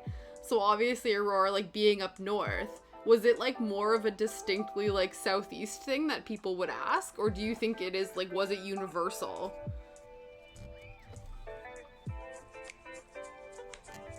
But yeah, that was an interesting one for sure. Oh yeah, for sure. That was something we found out interesting. It is fairly universal. Liam's called me out on it and now we can't unhear it. That apparently saying for sure is also a very distinctly Canadian thing, but we didn't know. It's just me, I'm not streetwise. Honestly, I would feel the same way. I would feel the same way. Yeah. Because you're asking me a question. If anything, they're in the wrong because they're using it incorrectly. Don't ask me a question if you don't want me to answer it. That is the incorrect use of how to use questions. Yeah.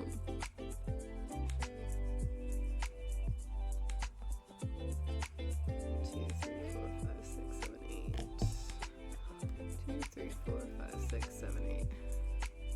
I like to use my English properly. Yeah. I know, it was funny too, because I remember, like, there's just certain phrases and sayings, and I'm sure it's the same in the States, like, with everyone's, well, we also ask how you are here to find anything. Yeah, it's true. It is true, right? It definitely is. Yeah, it's so interesting when people ask, and then you almost have to clarify. It's become such a thing in society where you ask somebody if you're doing all right, and your instinct is to be like, yeah, I'm good, everything's great, like almost as like just a repartee back and forth. And then if you genuinely want to know how somebody is, you have to double down. You have to be like, no, genuinely, I want to know how you're doing. Which is so funny. It's almost like, yeah, oh, hey, how's it going? Good, you. Yeah, good, you. And then you move on with your day. But if you actually want to have like an actual, like, get in your feels and have a discussion, you have to be like, how you doing? And they go, good, you. And you go, no, genuinely, how are you? And then they can be like, I'm having a rough time. You know what I mean?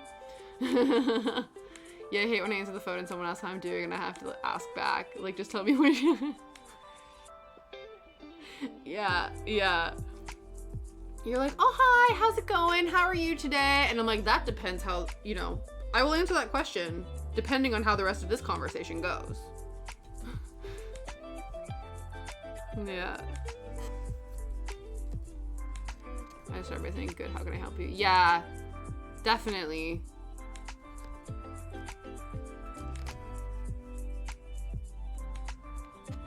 Yeah, you're like, cut through for the pleasantries. It's almost like there's certain things. I remember actually watching like a podcast, or actually it was a YouTube video of somebody talking about how, like, I think it was like how to be more confident. And they were saying one of the things that she like reflected on is how we seem to be caught up in this like nicety pleasantries sort of thing. And sometimes it is, obviously it's good to be polite, but sometimes your like desire to be polite actually then becomes inefficient. So she had an example of like when you go out for brunch with a bunch of friends and you're deciding who wants to go, you know, it's like, oh, what do you want to order? And the waiter comes on and goes, okay, like, what do you want? And then the people are like, oh, well, no, you can go first. Oh, well, no, you can go first. And she's sitting there being like, this is really inefficient. I will go first. And then later on, people are like, you're so assertive. You're so confident. You go after what you want. And she's like, no, I just don't like being inefficient. You're like, this conversation, this back and forth, like, no, you go first. No, you go first. We're wasting time. We're all hungry. Let's order some food. Right? And so I think it's the same thing where it's like people will make a phone call and try to start with these like niceties where it's like, hi, good morning, how are you today, what's going on, blah blah blah. And it's like, no, why are you calling me? Cut the crap. Hello, hi, how can I help today? Usually make others go first. That's the other thing too though. If you genuinely don't know, it'll be like, you guys go first, come back to me. There's a purpose to that, right? It's not that, oh, I know what I want, but I'm going to be considerate and let you go first. It's like, I am trying to make a decision. If you've already made a decision, you go and do that. Absolutely. Yeah. No, definitely. I think there's definitely a difference between the two, for sure. 1, 2, 3, 4, 5, 6, 7, 8, 9. Yeah.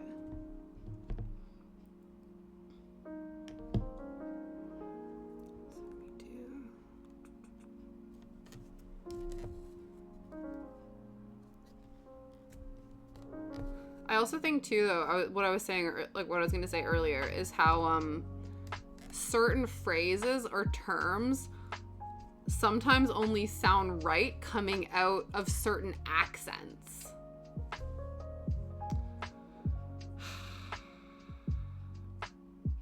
That guy.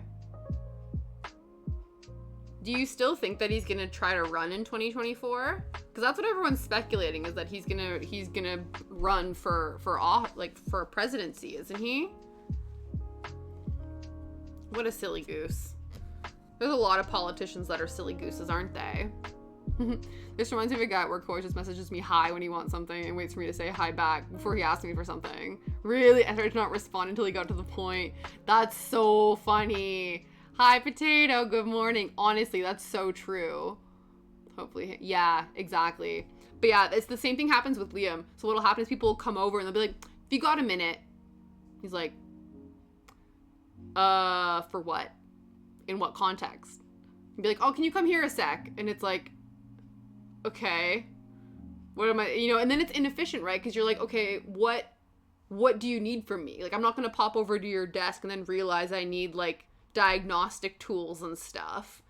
It's like, why don't you be like, hi, do you have a minute? I'm experiencing this problem and, blah, blah, blah, it would be nice. And then you go in with information, right? It's like so unhelpful to like go into a situation and then be like, oh yeah, come over please. And be like, okay, but for what? I don't think there's ever been a president from Florida. Oh, interesting. Interesting. That's so funny though. To be fair, like, not necessarily in like in a work setting, but even in like a romantic setting, like when I would be chatting with people, whether it be on like dating apps and stuff like that, or like I'll have friends who aren't very good at text communication or like written communication. And so it'll be like I hate, especially too, it would be the same thing on MSN, right? Because you would be like, hi, how are you? Good, you? Good. Now what? Where does the conversation go? Like, what? Now what? You know what I mean? And so it's kind of like, it's just really like a non-starter. So I would get so frustrated because people would be like, oh, hey, how's it going? Or what'll happen is it'll be like, oh, what have you been up to? And I'll be like, oh yeah, this is what's happening. I've been doing this and this and that. And that's all really cool. But, blah, blah, blah, blah. How are you doing? Good. Okay, no follow-up questions. End of conversation. Like, what? I stress so hard when someone doesn't tell me what the meeting. Yeah, it's true. It's true. Yeah, exactly. Yeah, can I talk to you for a minute? Nobody? Like, no, absolutely not. I'm like, you will tell me what you want to talk to me about. So many dead conversations on OKQ. Exactly. Especially too, and then it's like grasping at straws. Or you'll have the opposite where people will ask you questions, but they're asking like really dumb questions, and you're kind of like, this isn't generating a really interesting conversation. Yeah, 100%. And trying to explain that to people, I'm like, you realize you're giving me nothing. You are giving me nothing to work with. K-Cat, ugh, I'm newly on dating apps after leaving a 10-year relationship, first experience. Yeah, Oh, that's rough. I can't even imagine, like, what the navigation of those apps would be like. You just kind of realize, and you would think, like, not being funny, like, you would think, especially, like, via, you know, because of the pandemic and because people are working from home and, like, email culture and that has become so big, people would get better about communicating via messaging. You know what I mean? Like, and it just, I guess the other thing too that I find frustrating is because I've also been a person who's been in like a couple long distance relationships. And when you are in a long distance relationship, you have to be able to communicate via text because you can't physically meet up with a person. So you have to get good at it. And I would assume people who are bad at it, their long distance relationships suffer because of it. You know what I mean? Yeah, that's like a low-key infuriating thing. That's why I always went for nerds. Exactly. That's the other thing too. You gotta find people who actually like, even if it's like random, you know what I mean? It's like, oh, tell me something you're actually interested in. Tinder's just trash at this point, but Hinge and Bumble. Yeah. Pops into lurk, agree with that. Hi, Megan. I appreciate that. Yeah, my, I think it was Bumble. Bumble is where one of my friends met her partner. So yeah, definitely. People trying to pay. Yeah, that's the other thing too. My hub's never long distance. Exactly. It's true. You have to. Because it's like, then what? I'm like, you know, you can be hot all you want, but like there's also hot people around me in my direct vicinity. So you got to bring something more to the table in forms of those communications. Yeah. You have to be able to do that. I love that.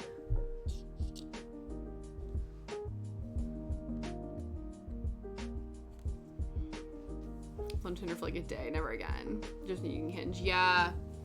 I think that's the thing, right? I think, again, you have to sort of go into it knowing what your goal is, right? And so, like Meg was saying, I think there are certain, at least from my understanding, there seems to be certain apps seem to attract certain things.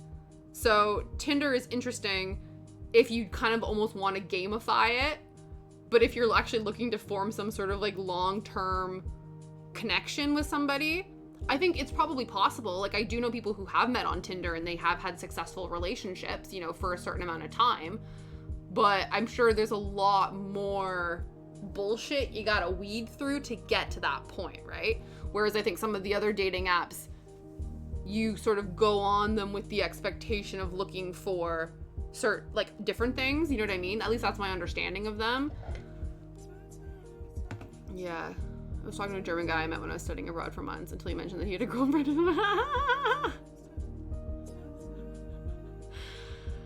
Interesting. Yeah.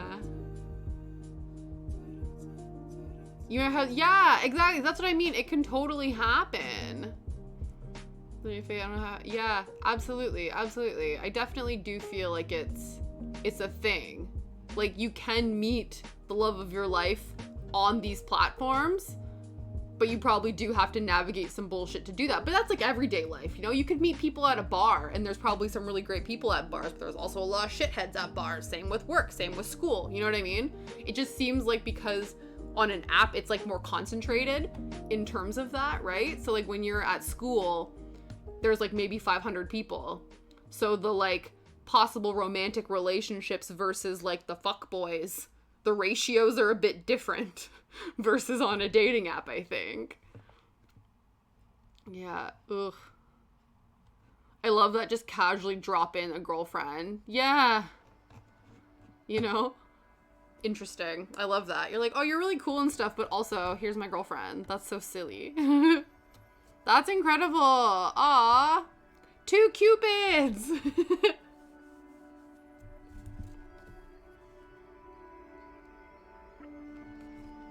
1, 2, 3, 4, 5, 6, 7, 8, 9, 10, 11.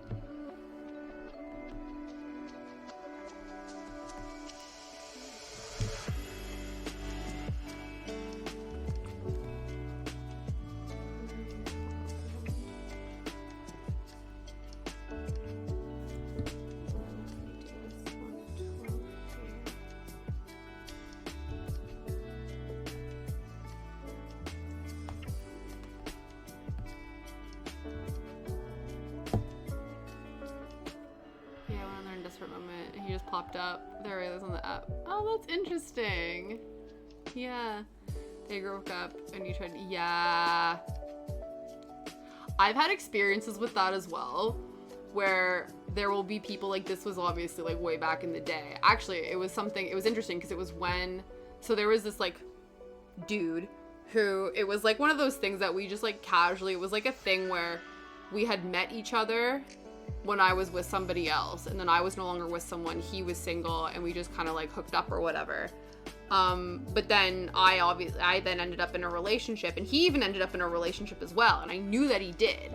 But every once in a while, you know, it would be, you know, that stupid thing. It would be like 10 o'clock at night, and it would be like, oh, hey, haven't heard from you in a while. How are things? And I'm like, that's really weird. So it got to a point where I got wise to it. So he'd be like, oh man, like I haven't heard from you in a while. I hope things are really good. How are you? And I'm like, yeah, I'm doing really great. How are you and your girlfriend? You know that girlfriend you have? How's that going?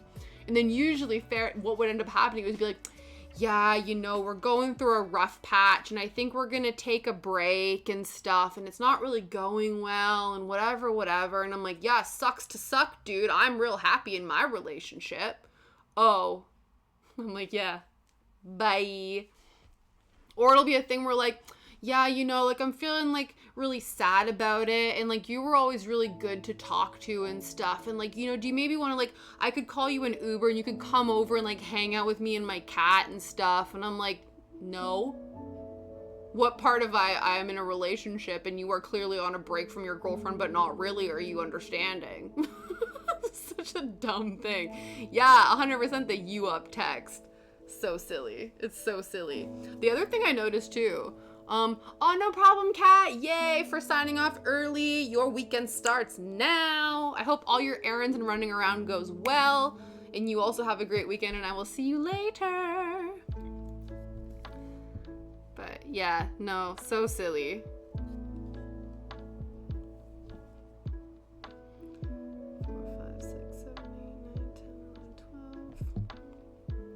But yeah, the other thing too that I did notice is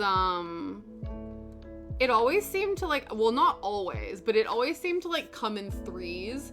You know, where you have, I don't know if you guys have had this, where you've had like exes or like ex-friends or like people that have just sort of like, you know, drifted off into the ether, and then you have one pop up and say hey, and then a couple weeks later you have another person pop up and say hey, and then someone else, and you're like, why are you all coming out to say hi at once? What's that about? Thankfully, it doesn't happen anymore, but it used to, and it always used to be really weird. I'm like, is there some like cosmic shit happening in the universe right now? Like, am I being tested? Why are all these fuckboys coming back into the ether? Like, go away.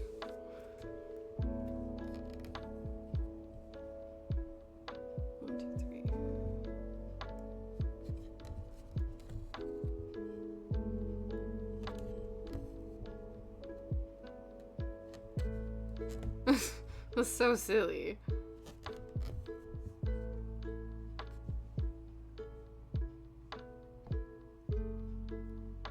Okay, let me just double check. 1, 2, 3, 4, 5, 6, 7, 8, 9, 10, 11, 12. Okay, that's 12, and then that's the 3 here. Very good, very good. Okay.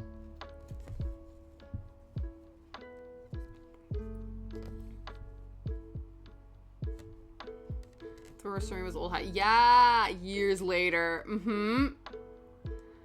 Lisa, you're still saying, yeah. That's so funny. Yeah, it's been a long time, and you're like, yeah. To be fair, I remember that happened. I think it was like, you know, to be fair, that's what happened with this one person. It was one of those things that it worked out, but for other things, yeah, people come out. It's usually too, it actually, it was wild. It wasn't somebody that I was ever romantically involved with, but it was a person that I remember like having a crush on when I was like in elementary school. And it's when I posted about, like, you know how I had my 30th birthday playlist, and I posted about it on my Instagram. And then he messaged me being like, is it weird that I remember all of this? Because I talked about how, like, oh, certain songs I, like, performed at, like, talent shows in elementary school and stuff. So these were, like, my elementary school talent show songs and whatever. And I was, like, telling little anecdotes about them on my Instagram. And so this person I've not talked to in years was like, hey, how's it going? It's weird. We're all turning 30. You know, isn't that wild? I remember all of this. And I'm like, what? And, of course, too, I still have, like, my best friends from high school. And I remember messaging them being like, it was like a thing where I was like, oh my God, guess who messaged me? And they thought it was like an ex. They're like, oh my God, it was probably so-and-so. And I was like, no, even weirder, this random person that I've not talked to in like a million years. And they're like, that is really weird. So bizarre. It never came of anything, but it was just so funny. It was just like, oh, hello.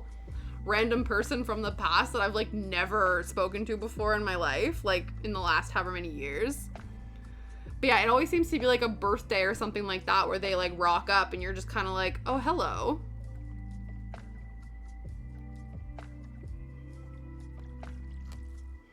And then every once in a while, like, you know, when you're, I don't know if this has ever happened to you guys too, but obviously because I grew up in a Northern Ontario town and like there's a lot of people that were into like hunting and fishing and all that kind of stuff. And that was never like my cup of tea or whatever. And then so sometimes these people kind of come out of the woodworks and, you know, you had like a childhood crush on them, right? But then you think back and you're like, I'm so happy I never pursued a relationship with this person because we are not compatible at all. You know, it's like, it's different when you have like your childhood. Yeah, like, I don't know. I was boy crazy. I had crushes on all sorts of boys when I was in primary school, you know, and I would sit there and every day I would, yeah, they do. But yeah, and so you would sit there and I'm like, oh, like I would have crushes on all these boys, you know, in my primary school age, and I would sit there with my friend and be like, oh my God, I like so-and-so today, and I liked so-and-so like last week, but I don't really like them anymore, and like whatever, right? But then like when you objectively sit there and look back at it, I'm like, we would have been terrible in a romantic relationship together. That would have absolutely not been okay. You know? And yeah, the worst too is when those people are like, when it's been a casual thing and they go, whatever happened to us? And I'm like, you stopped talking to me. I'm the one, you know, that's always the weird thing too. When dudes will come out of the woodwork and they'll be like, oh, whatever happened to us? You know, like I was really into you and whatever. And I'm like, you ghosted me. Am I misremembering this? I'm pretty sure I wanted to date you. And then you didn't date me. But now apparently... So I'm like, sorry. What is it? What's that 90s thing? It's like, whatever, major loser. Bye-bye la. But yeah, so silly. I'm like, people be silly. Relationships are so funny.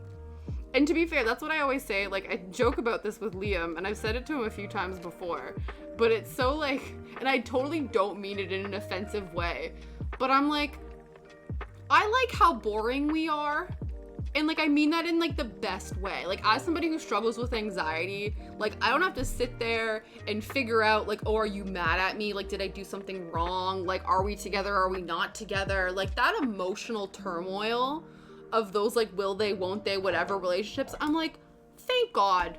We just, like, we're, like, we know, like, we're confident enough in our relationship that we love each other, we know what's going on, things are good. And I'm like, it's so calm. I'm like, this is the best. And I mean it in the best way. I'm like, I love it. And every once in a while, there'd be like a song, right, on the radio, or it'd be like, oh, we fight and we make up and it's back and forth, but I love you and I wouldn't change it. Let's get on this roller coaster together. And I'm like, fuck that. I'm not roller coastering for anyone. I'm like, life is already anxiety inducing and terrible. I'm like, the last thing I want is to come home to my safe space and then come back to more toxic chaos. Absolutely not. I'm like, please be boring. Like, I love it. I'm like, what do you mean we just sit on the couch and like it's chill? Sign me up. Sign me up. I want boring love. Boring love is safe and nice, you know? And it's not like we don't have fun. It's not like, you know, that's not what I mean, right? I mean it in like the most positive, comforting way ever. Where I'm like, I don't want to be on a roller coaster. That sounds annoying. Absolutely. Yep. Though I get some people like that. Like I remember, I don't know if it's the same, but I remember having a friend in one of my closest friends, and she was dating somebody. Yeah, exactly. Constant and somewhat predictable, safe, exactly. And it doesn't mean that you can't have like, you know, fun surprise whatevers and stuff, but it's like, no, you gotta have a consistent through line. But I remember one of my best friends was dating this guy in high school, and she didn't like that they didn't get into arguments enough. She was like, he just agrees with everything I say and it enrages me and I hate it. And I'm like, that's weird. That's weird that you want confrontational energy in your relationship. I get like if somebody doesn't have opinions, like the worst thing is when you would ask somebody like, oh, what do you want to do? And they go, I don't know, whatever you want. And I'm like, no, please have an opinion and make a decision about something. That's different. That's different than like, you know, somebody, yeah, exactly. Oh, thank you so much for the sub. I appreciate the resub, Cat. Too old for games and guessing. Honestly, it's true. It's true. You're like, listen, we are too old for this back and forth bullshit. Please be upfront with what you want or GTFO. You know? Like, none of that. I totally agree. I feel like that would definitely be, like, if I were to ever find myself needing to, like, be in that situation again, it would be like, these are my terms and conditions. Take it or leave it or GTFO. We're not messing around, you know? Like I have friends that are single and they were talking about how like, oh yeah, it's going really good, but then they started like being silly gooses, you know? Like that's what my brother-in-law's been going through that, where he like really hit it off with this girl and things were going really well. And as soon as she was kind of like, oh, you know, like, and started playing the hot and cold game, he was like, snip, snip, bye. Absolutely not. Too old for this shit. If you start doing this hard to get hot and cold nonsense, that I'm assuming that you are no longer interested, or also I'm not gonna chase you. I have a full-time job. I have rent to pay. I got friends. You know, I have relationships outside of this romantic thing to keep check on. I don't have time to play hot and cold silly gooses with you, right? It's either step up to the plate or go. And I respect that. So, cause I was like, oh, how's it going with so-and-so? And he's like, no. And I'm like, oh, fair enough. Absolutely. Absolutely. Don't got time for that. Ain't nobody got time for that.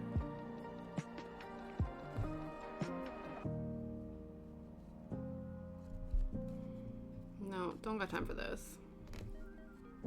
But yeah, no.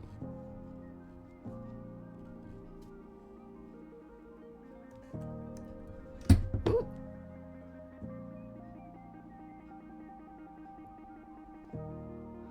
Yeah, exactly. Don't got time for that hot and cold silly gooses. Yeah. Honestly, I've really quite embraced the term silly goose. I do quite enjoy that. That is like my new favorite way to describe things. I'm like, you're being a silly goose. Yeah. Had a 5-year-old talk to me for 2 months. Yeah. Completely stopped out of the blue. And then a month and a half was like, sorry, I had a lot going on. You're like, okay, cool. You're 50, you don't know how to communicate? Like, oh, hey, I have, yeah, no. That's different. If it's like a couple of days and you go, sorry, but if you're gone for a whole month, I'm like, that, not being funny, but that to me sounds like, oh, you were possibly pursuing another person and that didn't work out. And so now you've come back. That's what that sounds like to me. You say silly goose all the time? Yeah, absolutely. But yeah, that's what that reminds me of. When people are like, oh, I've ghosted you for a month and a half, I think what that was is I was potentially hitting it off with another person, but that went south. Oh, I remember maybe I was potentially having an interesting conversation with this person. Yeah, and you're like, get out, no. Nope. Yeah. None of that, please.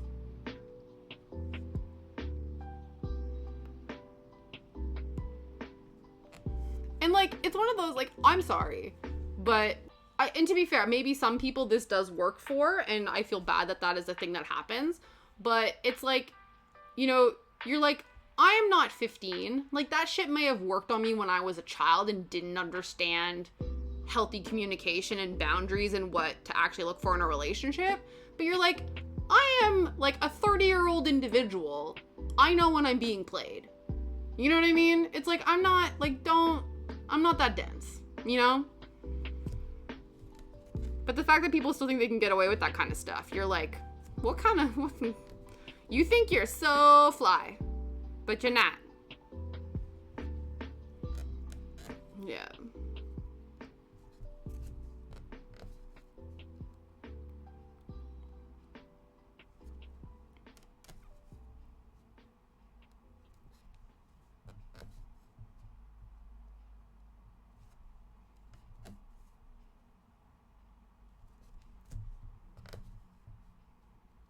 I'm like, oh well, his loss.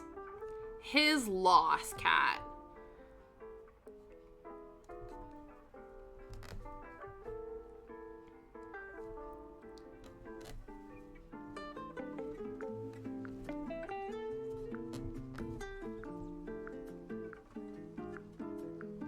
Getting a little bit peckish.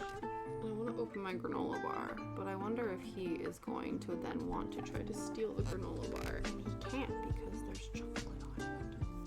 We can't let that happen. Let's see. If not, I can always give him something else, obviously.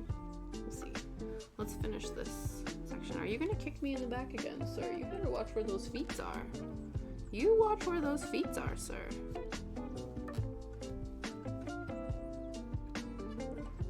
I told you guys about this when Shadow was little, because every once in a while I call him sir. I'm like, excuse me, sir. You can't be doing that.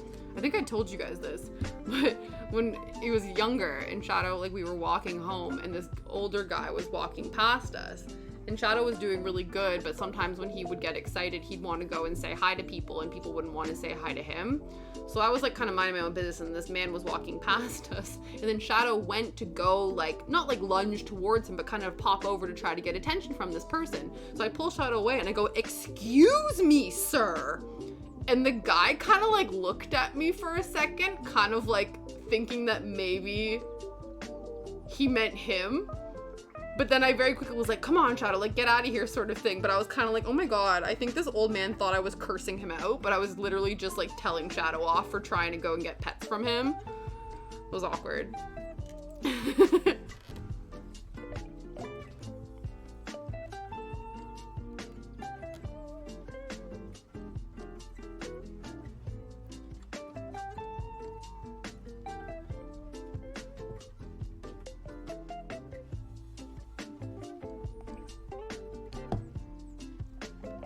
Yeah, it was so silly.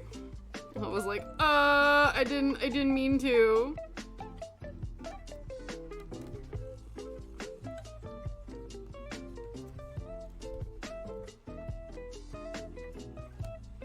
But yeah, I'm sure it probably happens more often than not, because I'm one of those type of people, like, there are people who I've noticed when they walk their dogs, and I don't know if this is just, you know, because me and Shadow hang out all the time, and maybe it says more about me than it does about other dog people, but people will walk their dogs and, like, they, you know, unless their dog is, like, really sort of acting out, they won't really, like, talk to them. You know, they'll just, like, do their walk and, like, you know, usually they have their headphones in, or they're, like, having full-on business calls while they're walking their dog and stuff. Where, like, the whole time me and him are walking, I'm talking to him the whole time. I'm like, oh, don't go too fast, don't do that, what are you doing, blah, blah, blah. And so I'm sure people look at me, or they sometimes think that maybe I'm talking to them or something. Like, they'll look at me like, what is this, like, lady doing? Where I'm just, like, talking to my dog on our walks together. And I'm like, why not? We're always talking to each other.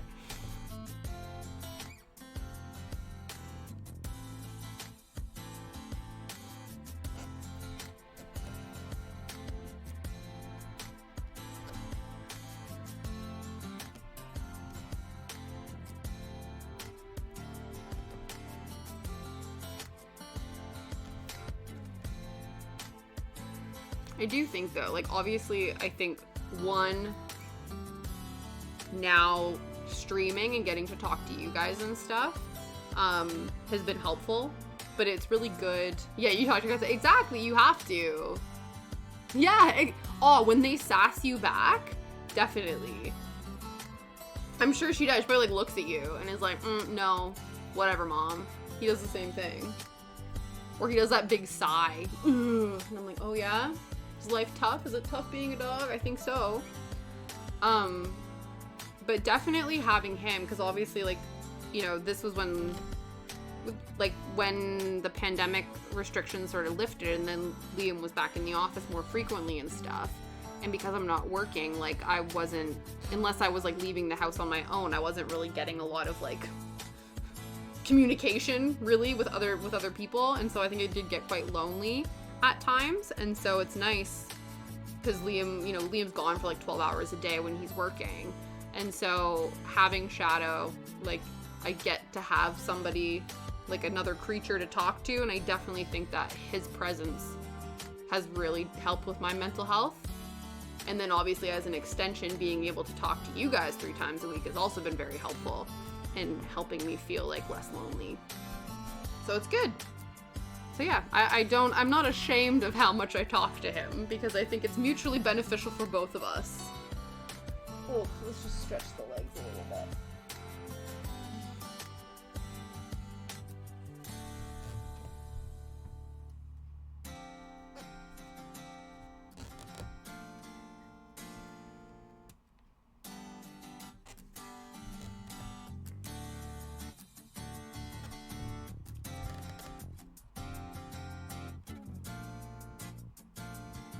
So once we finish this line of thread, we're actually gonna we're gonna do the Phantasma eye, so you can actually see something that's not just like tonally white the whole time. Though I'm actually quite impressed with how it's been able to show up on the overhead camera, despite the fact that it's just white on white. So you can kind of see, like, what I've been doing is, this is the curve of the eyeball. So if you guys don't know, this is essentially what we're recreating. So this is Phantasma. One of 2 stream mascots, Shadow obviously being the other one. And she wore a little party hat for our 1-year stream anniversary. And I've not taken it off her yet, because I think it very much suits her. And so I made a cross-stitch pattern that is literally this image. And yeah, so we're making that today. Or starting that today. Because it only requires 3 colors, and all of my other outstanding whips have lots of colors, and it's just easier in terms of navigating this tiny coffee table setup, instead of having like 15, 20 different floss colors. But yeah.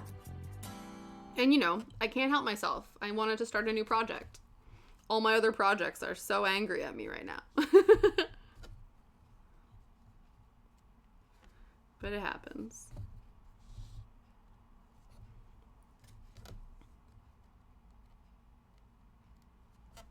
Actually, I do want to open this. Let's see if he... Watch, his head's gonna pop up, possibly. Let's try to be sneaky about this.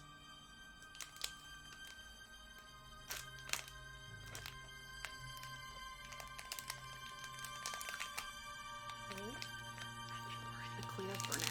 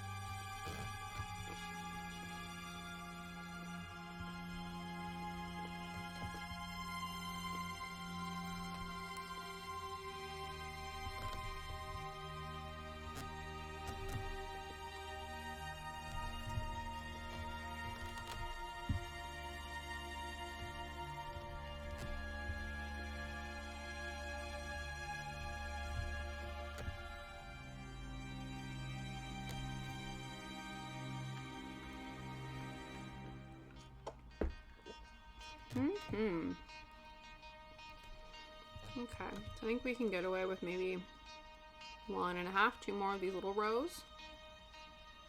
And then we'll move on to another color. Ooh. I think what I'll probably end up doing is like making the Phantasma first, and then work is incredibly dead right now. I usually get a kid. Oh wow! You've been able to stitch along all morning. That's incredible, Kat.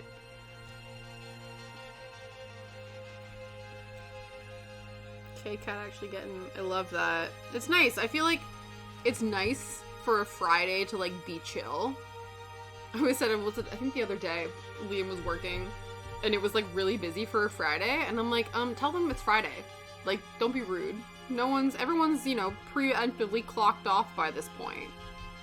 It's like, don't be causing, you know, don't be causing a stink or like being super hectic and productive on a Monday or a Friday. Just don't. People are not awake yet on a Monday and people have already clocked off on a Friday, you know? The person who's like a real keener on the Friday to like get stuff done, you're like, chill.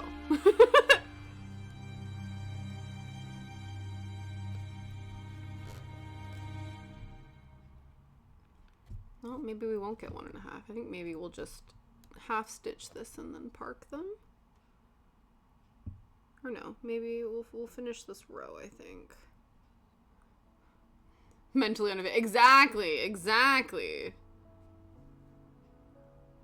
To be fair, that's me anytime after 6 p.m., but exactly. Yeah, super chill day. That's amazing. Oh, I love that. Yeah. Guys, MakerBook's gonna be releasing some cool merch soon. It's gonna be awesome. I'm so excited. I feel like it's already like you've been trialing out some really cute designs so far, and I have been living for it.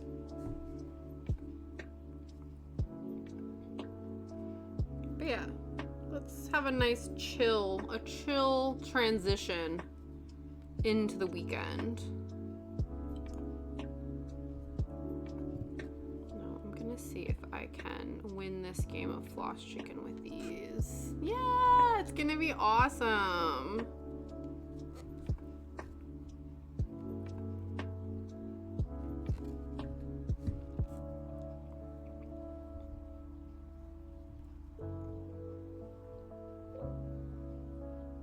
Where's my scissors? They're there. Yeah! Are you gonna be doing like your own website, or are you going through like a Shopify or a Redbubble or something like that? Where's my little trash can? Where'd I put it? Oh, it's all the way over here. Oh.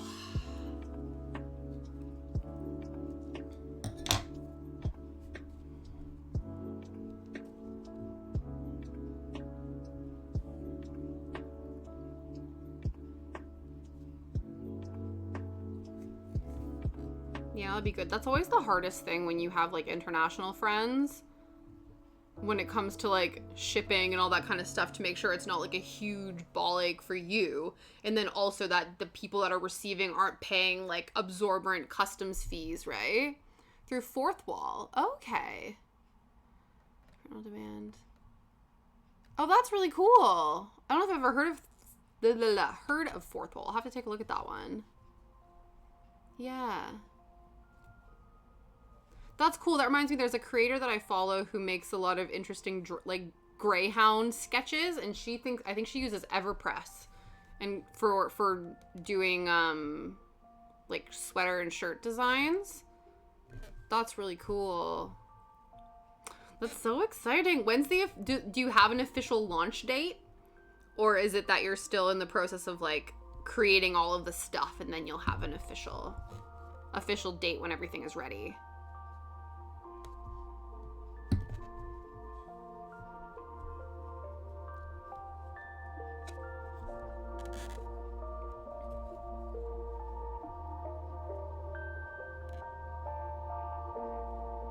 End of March-ish. Ooh, so soon. That'll be awesome.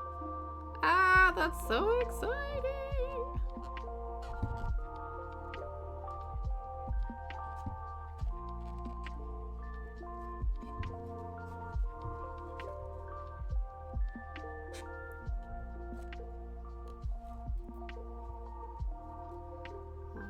we have won this game of floss chicken.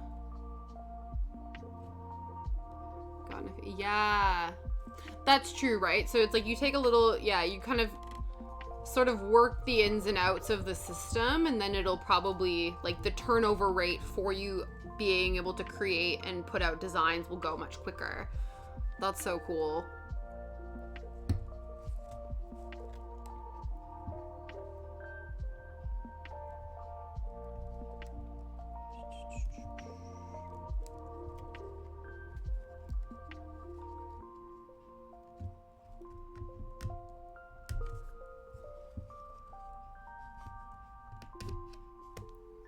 Let's hope. Wait, I didn't bring a threader down, so hopefully we can still.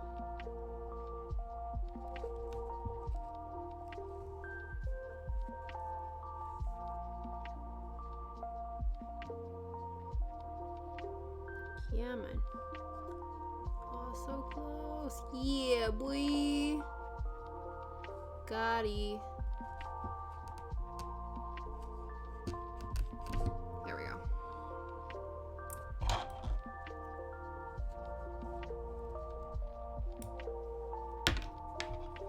Okay, let's now just make sure I'm up to date with the stitches. Cross them off on here. And then we can start making Phantasma's first eyeball. And then we'll get to actually see a start. It'll be interesting though, because I wonder if once we start putting black on the page, if that will become, like, it'll mess with the camera and then it'll be a lot difficult to see the white stitches. I don't know how camera optics work. I just know sometimes when you put something else into the equation, it can sometimes change the output of something else. Maybe. Am I just talking out of my butt? Yes. I think there's some truth to it though, but I don't understand the science.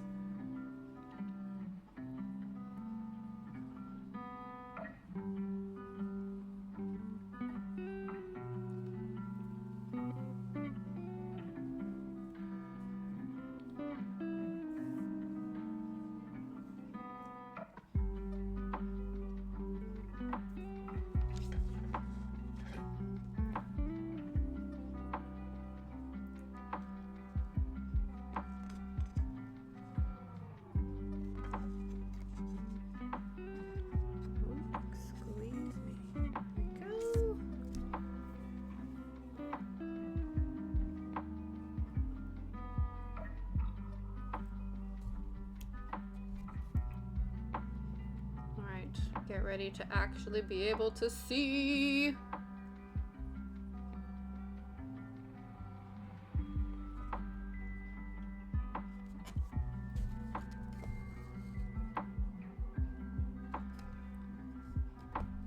cool if we could get this whole eye done before the end of stream. I think that should be doable. I say that, but you know, infamously bad at, you know, trying to determine how long different things take. But maybe, hopefully, that's the goal. We'll see what happens. All right. I can actually, if I like half stitch the perimeter, maybe, then it'll be a bit easier to. Like, I assume, this is how my brain works. If we half fill the circle, then we have an outline, and then I think it'll be much faster in terms of filling it in, because I don't have to worry so much about counting. So it'll take a little bit more, but yeah, just like different ways to make the stitching process more efficient, possibly. I have not scientifically tested the, you know, my speed in terms of whether or not this is the right approach, but logically it seems like it would.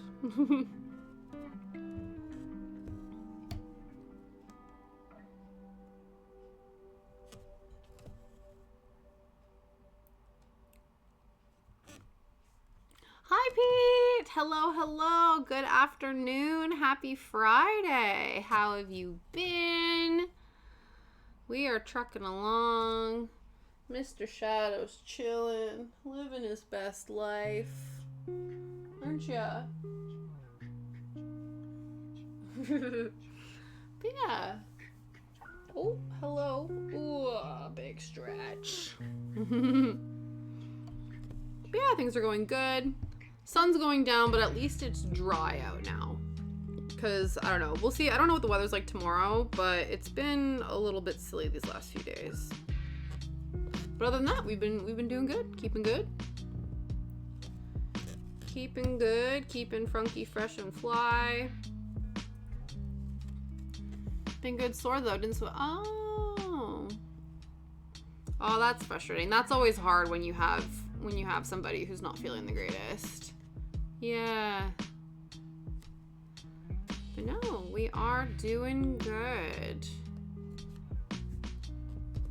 Shadow's stomach wasn't feeling the greatest yesterday, but it seems to be doing all right now. I think in the morning he's actually just like too tired to eat his food. He's like half asleep, but he usually does in the morning. Like it takes him a bit of time and stuff, but I think he's eaten everything so far.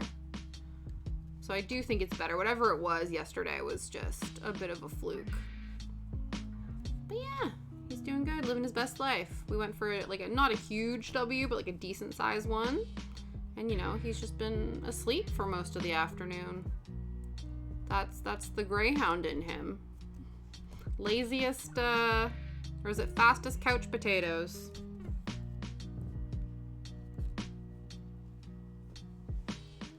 Okay, so how much is that doggy in the window? How many across are we? 3, 4, 5, 6, 7, 8, I think. 2. Wait. 1, 2, 3, 4, 5, 6, 7, 8. Okay, cool. So 1, 2,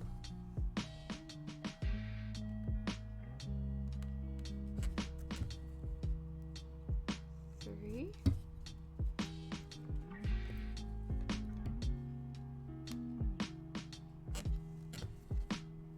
4. 5.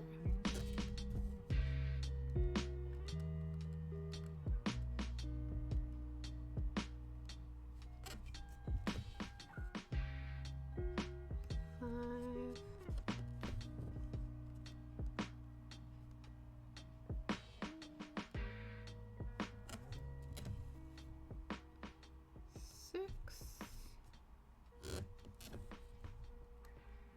7. 8. So what the plan is I'm hoping that by half stitching the outline of the eyeball, it'll then go a lot quicker in terms of our filling it in. So I'm hoping, because we have about a half hour left of stream today, so if we can get this filled in, that would be awesome. Awesome. There's my 1, 2, 3, 4, 5, 6, 7, 8. Okay.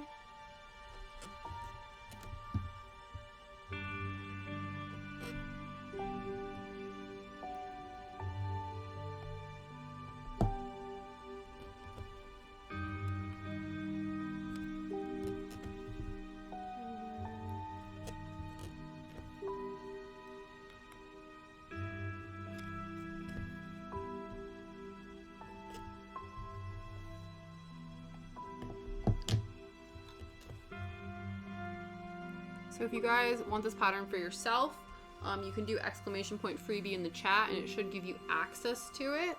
Basically, we're making this in cross-stitch form. This is Phantasma, one of 2 stream mascots, the other obviously being this goober right here.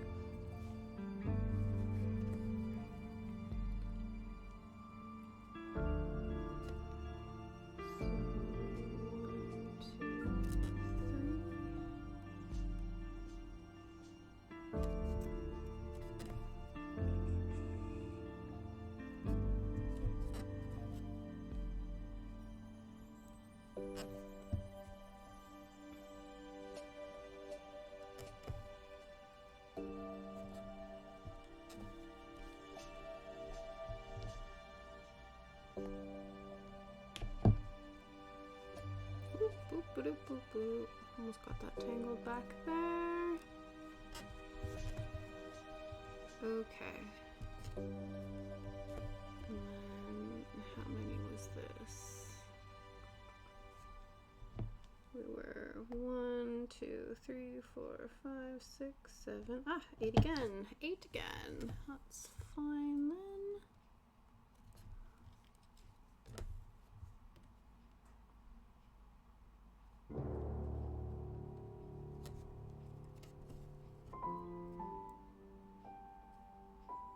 Hopefully this, wait a second. Yeah, no, I think that's correct. Okay. I think sometimes it looks a little bit wonky when you've half stitched, because then it looks like things are longer than they are, but once the full stitch is done, then I think it'll look more even.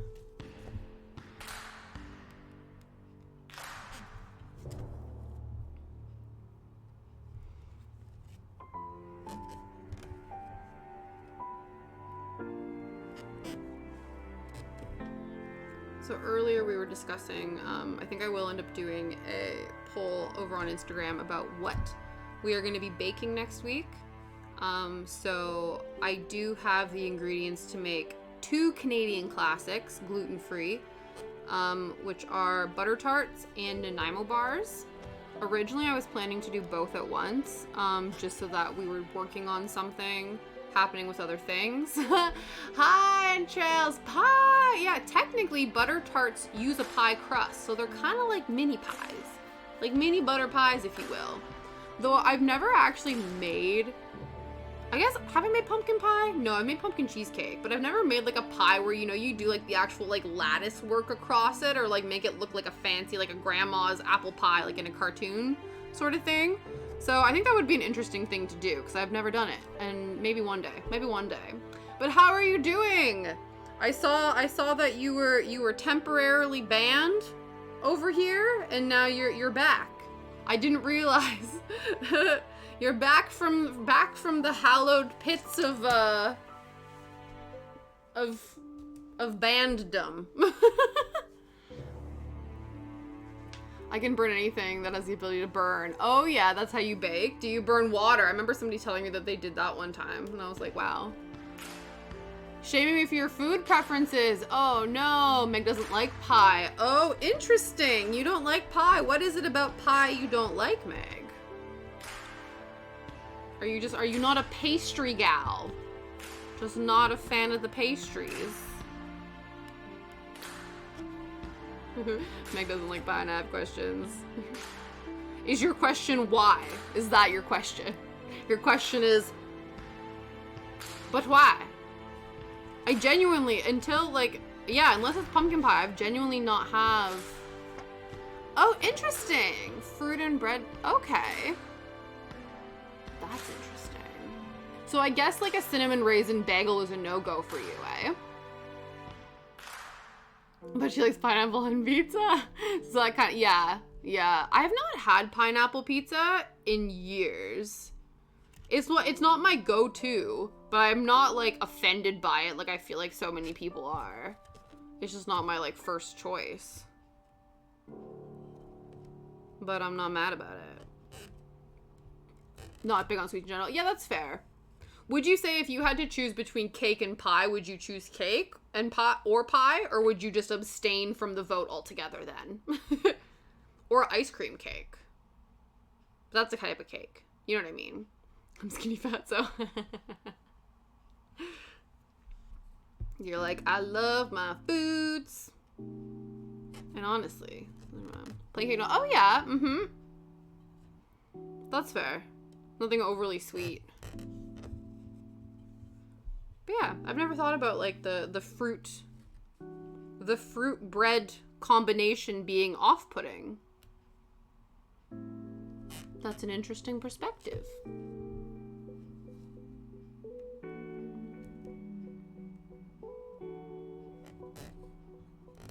Yeah. Mm-hmm.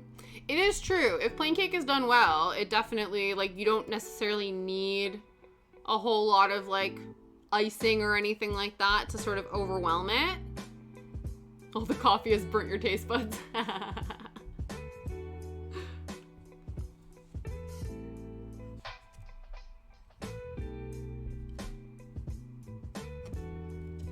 Yeah. To be fair though, like, I don't know, there are people who aren't big into sweet things.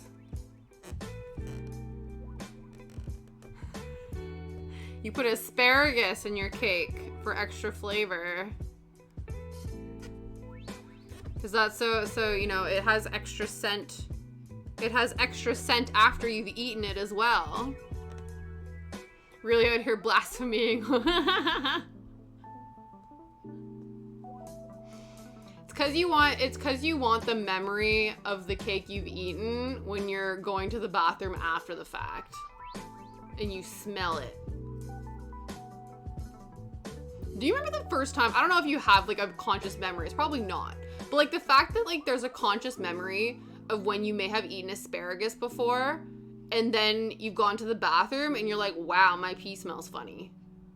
Like, there's a first time that happens to everyone, and that must be a very interesting moment in your life. To then discover that it's also because it's asparagus. You know? It's very strange. It's very interesting. You're just like, wow, of all of the foods to change your bodily functions that much, for it to be asparagus. Yeah! Must be gross. Yeah, no. Yeah, veto. I second the veto. I second that. Meg and I voted and you lost. That's actually a Crossroads quote, you guys. And I remember me and my friends, well, my friends Mord used to use it all the time.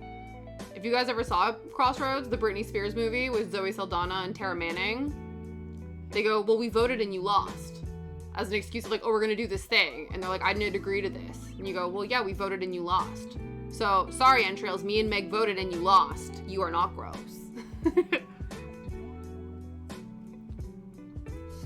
I keep track of this?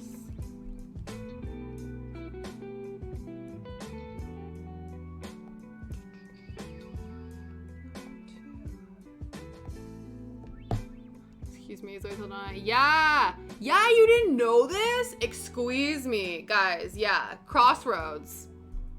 The Britney Spears, and then I remember my best friend's sister went to see it in theaters, and apparently when Britney Spears cried, everybody laughed. But that movie is a classic. But apparently, because I remember listening to a movie podcast, and them saying that it's like so difficult to get a copy of that film. But it's it's if you like, well, my tastes. If you like, you know, the Lindsay Lohan Freaky Friday movie, the Lizzie McGuire movie, Josie and the Pussycats, you will also find enjoyment in Crossroads. 36, remember going to see that movie? Yeah! Because I wanted to make out with the girl in my class. It worked! Absolutely. So I'm sure you don't remember much of the film, but you remember that you got to make out with a cute girl. And sometimes, you know, that's what matters. You just, you know. I remember going on a date, like a school date. It was like, you know, those like group friend dates where you go with somebody. And I went with another friend of mine and we went to go see, I think it was like the second live action Scooby-Doo movie, and it was packed. And so we were in like the nosebleed front, like this, you know, the very, very front row where you have to watch the movie like this the whole time. I remember it not being an enjoyable experience.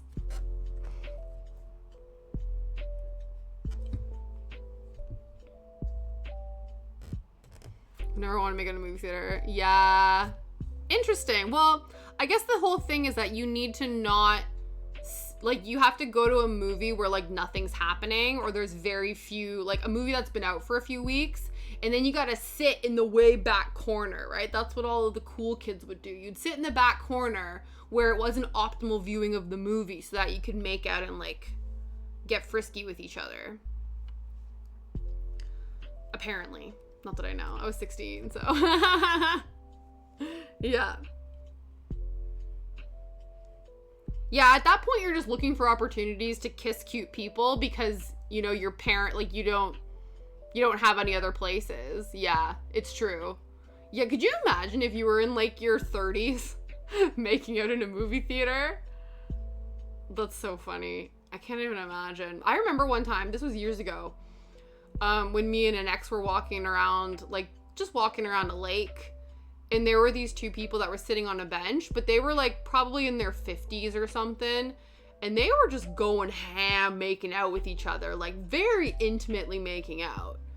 And, like, it was, you know, because we were younger. I think we were in, like, our, you know, early 20s, like, late teens and stuff, and we thought it was kind of hilarious. But I'm like, but also in a way, I was sort of, like, mad respect that you're so, like, in lust with each other that you can just, like, fully make out in, like, the evening in public on a bench with people walking by without a care in the world. I'm like, damn, I would never be that bold. You know? Would never be that bold. 36 and bald. I wouldn't say no to making out in a movie theater. Might as well. Yeah. Well, maybe just making out in general. You know what I mean? But yeah, because I feel like, because when you're a kid, you know, when you're a teenager, you don't necessarily have the ability to drive yet. And you can't make out at school. Teachers would get mad at you. So it's really difficult to find opportunities to kiss people you think are cute. And so the movie theater is one of the places to do that. Or, you know, if you were me and you grew up in a subdivision where, again, there wasn't a lot, you would hang out at, like, the park, so, like, the little kiddie parks, but, like, in the evening when all the kids were in bed, and that's when you would make out with cute boys. Or girls. Or NBs, you know? Any which way of the scale, of the spectrum. That's how you make out with cute people.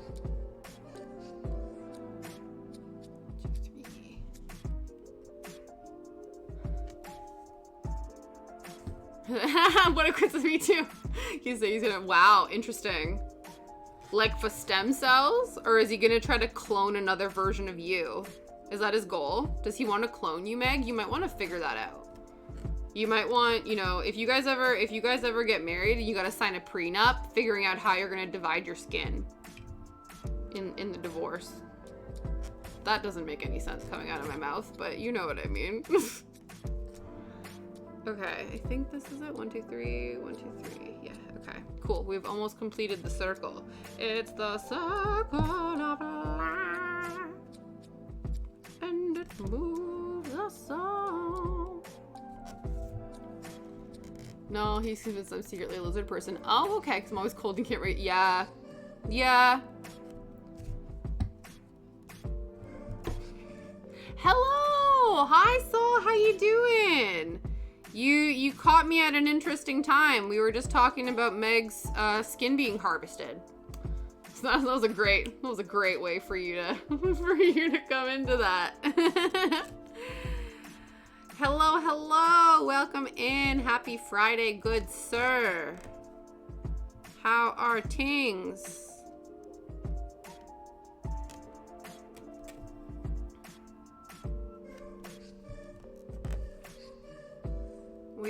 We're stitching an eyeball. Oh, look at this. Look at these little mantis arms. Can you see them? Not really. But we've noticed Liam's been watching this person on TikTok. I know it's on YouTube, but they've been posting videos of their borzoi, which is another, like, long-nosed dog. And they keep talking about, like, different ways, like, as a joke. And so one of them was, like, how to gain the trust of, like, a long snoot. And one was, it was, like, if they present mantis arms, then that means they want pets. That means they receive pets. So he has he's mantis arm mode. Yes, it is. Yes. Put lotion on the skin. Yep. Don't get the hose again. Chaos. I'm good. I am doing A-okay. I'm currently, just stitching along, trying to keep good. We've attempted to, I can't look at it right away, but I'm trying to light this space so that it's a bit easier to, like, see everything as the sun goes down, and it seems to be working out. We've worked out how to take this side table lamp and, like, have it create more natural, like, what is it, diffused light, I think that's the word, maybe. So yeah, because it was either, like, before it was like blowing out, that sounds inappropriate, but you know what I mean, like blowing out my face and making it appear ghost-like, which would be appropriate because we're stitching a ghost right now, but I was trying to make it not as harsh and also not blind me when I look at it. But yeah, so we were experimenting. So yeah, it's over here. So see, the ghostness. But it's better now that it's over there a little bit. But yeah, things are going good.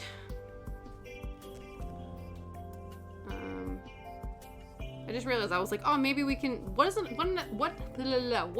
that I said? What does I say? Blowing out my face. See, this might go bad.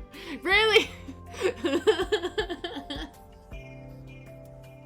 I meant it in a like a film sense. Not in well, there's many different ways I guess that could be misinterpreted. But that's not what I meant. Yeah, you were 7 days in Twitch jail, weren't you? 7 days. I think this is 8. Was it 1, 2, 3, 4, 5, 6, 7, 8? 1, 2, 3, 4, 5, 6, 7, 8. Yes. Yeah, in the film sense. Exactly, in the film sense. Unless you're, yeah, I again am thinking about how you, in that film sense, yep, okay. I'm like, I feel like I'm gonna, you know, I know, yes. Just know that I know. Just know that I know. But that's not what I meant. But know that I know what you were saying.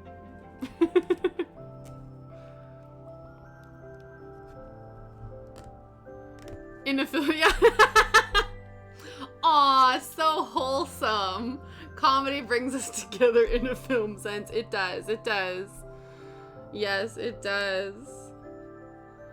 Okay, 1, 2, 3. We are rejoining the circle.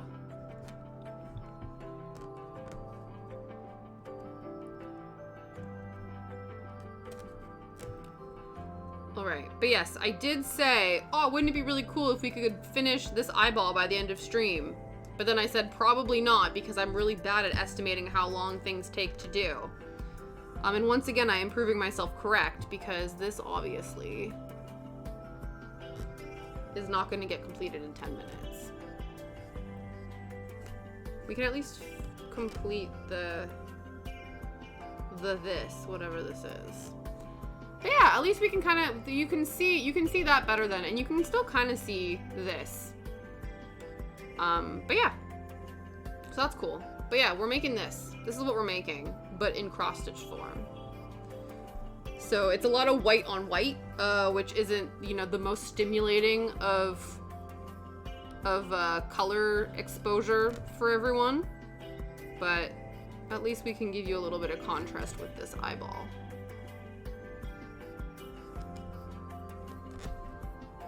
Ooh. And then, yeah.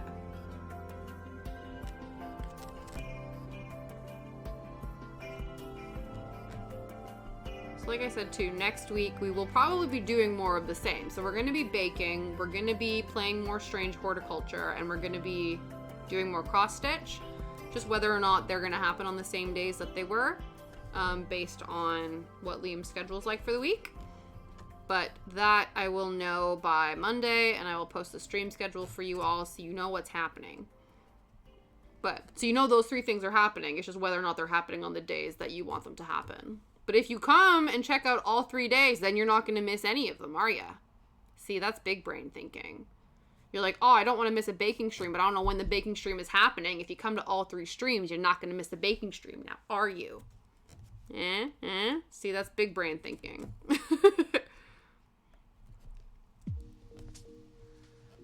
But yeah. So the plan is, I think we might, I don't know, it seems to be with what little feedback I've gotten. I will probably ask a question over on Instagram. whether or not you guys want to see butter tarts or Nanaimo bars being made next week. So butter tarts are obviously little pies, little butter syrup pies. And then Nanaimo bars are actually, they're like a square, a layered square, layered dessert square. That's like chocolate, coconut, biscuit, and then custard, and then chocolate on top, like a layer, like layers, like ogres, like Shrek, layers. But yeah, both will eventually be made. It's just whether or not we make one next week, and the week after. But yeah, that'll be my first foray into pie crust, which I've never made from scratch. But I feel like my hands get cold enough, because isn't it, there's a thing that I remember hearing, because you got to keep like the butter, because you want to like laminate the dough or whatever, and you want it to still kind of stay separated. And so if you have really, like if you run really warm and have really warm hands, apparently that's not like, you can't make pie crust. You're just like, your hands heat up the dough and the butter too much that it just doesn't work. So, you know, us reptiles like me and Meg have cold hands, so we're able to apparently make pie crust, allegedly. In terms of the body heat, but whether or not, you know, just my intellectual capabilities of making it happen, that's a different thing. Yeah, you make pie? Potato makes pie? What kind of pies do you make?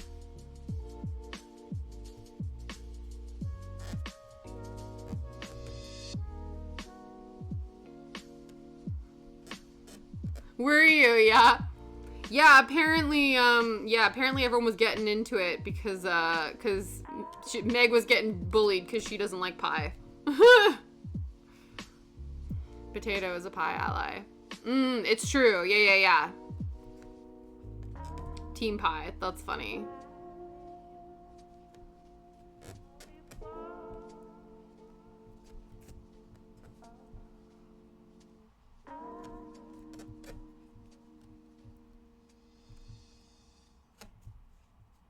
Meg was justified. Oh, is it? Justifiably. Ooh, Dutch apple pie. That's nice. I was just saying how I've never made, like I always wanted to, or like I like the idea of, you know, those pies that are either covered or they're like lattice style, because they just remind me of just like a cartoon. Like a Snow White and the Seven Dwarfs kind of pie that I think would be really cute to try to make. Blueberry is good, but I need to work on it. Oh, okay, yeah, I've heard that sometimes with like berry pies, they can get really runny. That's interesting. That would actually be really cool in the fall, because the dog park that I take Shadow to, there's actually like a bunch of there's like apple orchards. There's a bunch of apple trees that grow on the property, and they have a thing where you're allowed to pick the apples as long as you don't obviously like overpick them, only pick what you can use. But I think that would be really cool. So yeah, that'd be good. Sorry, that was my thing. Aw, Potato, thank you for doing that. But yeah, Shadow's doing good.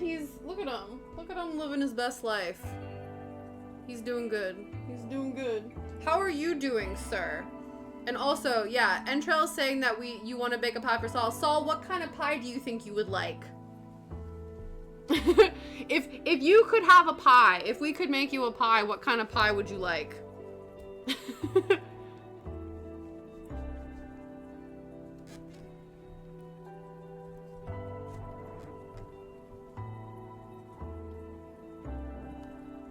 Pizza count? Yeah, it does. Yeah, pizza pie. I like that. I like that workaround, and I agree, and I think that that's a good idea. Yes, pizza pie counts. Absolutely.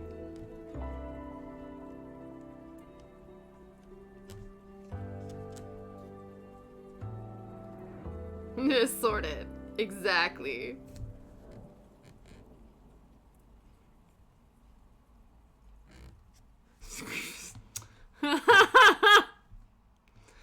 You guys, you're testing the Autobot today. Yeah, you did. You got auto-modded for sure. Mm-hmm. You're testing the auto-mod today, Andres. To be fair, that's quite you're right, that is a type of pie. There's, what is it? There's banana cream pies. Are there any other type of cream pie, or is there just banana cream pie? I just want to make us all laugh. Aw, Panda, you're existing. Yeah, you made banana cream pie once. Uh-oh, now potatoes getting auto-banned. How was it? I feel like that would be nice. I feel like I would like banana cream pies.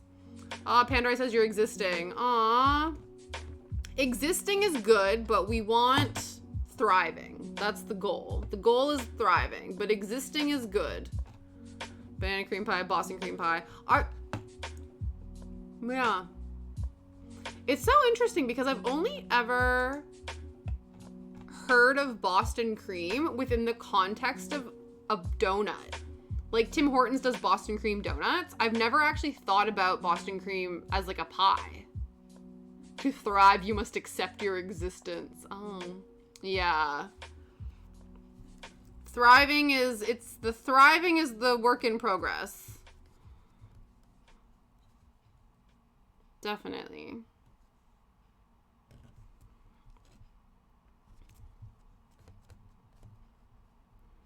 Well, you know we're all here to help the survive be a little bit more tolerable, right? That's always the goal. No bananas are actually in a banana cream pie. That's really interesting, actually. It's good, though. Yeah, actually, I was surprised. Normal cream pie. Oh. Oh, interesting. Oh, okay. So you make a regular cream pie, but then you just, like, add bananas to it. Interesting.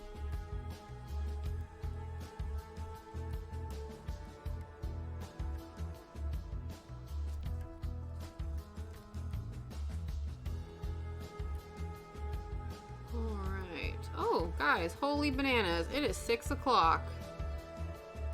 Wowie wow. Time flies when you're talking about pie. Time flies when you're talking about pies. Does anybody have any raid suggestions? If not, we'll go see which of our friends is online and we will go and say hi to them.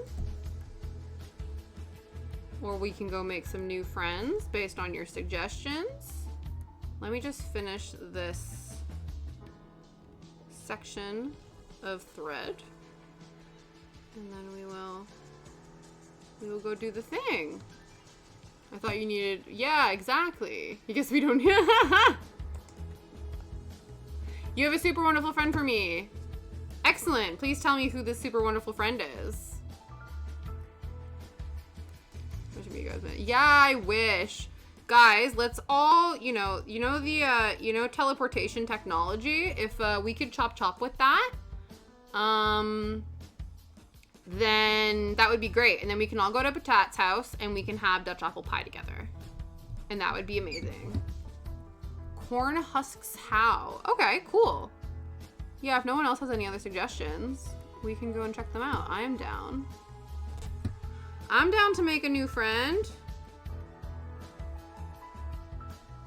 When you raid, he sings you a song. Well, that sounds amazing. I love it. He fits the vibe. Oh, we love a good vibe. Where's my skizzers? There they are. Here we are. Okay, let's put this here. Oh, perfect. Well, that sounds like a good opportunity as any to go and see him. Let me just mark off 1, 2, 3, 4. 1, 2, 3, 4. Let's just mark off the stitches that we've done so far. There we go. Okay, small work in progress, but that's just what happens with cross stitch, you guys. tis a slow process, but there will be an end in sight. There will be. Okay, let me scooch on over here so I can use the keyboard. Ugh! Oh, thank you so much for the resub, Entrails. I appreciate you very, very much. There you go. Let's go over here. Oh, make sure you can still, yeah, you can still see the puppo. There we go. There he is. Right there. Boop. Okay, cool. Yeah, come over, make you pie. That would be amazing. That would be amazing. Okay, let's do raid message. And then we will go over to Corn Husk Show. Let's do that. Let's pull them up on here first. I hate that you can't automatically go over to the person's channel when you raid them now. You gotta like go in and find them first. Aw, big yawn. Why am I talking? There we go. Corn Husk Show. Let's do it.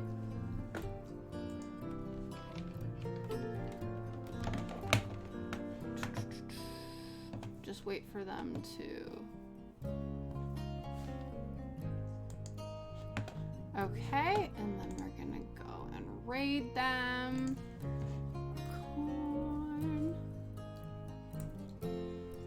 Husk Show. Oh, Shadow's on the move. Wow, thanks, dude. Are you stuck now? You stuck with that booty in the air? Yeah. Yeah.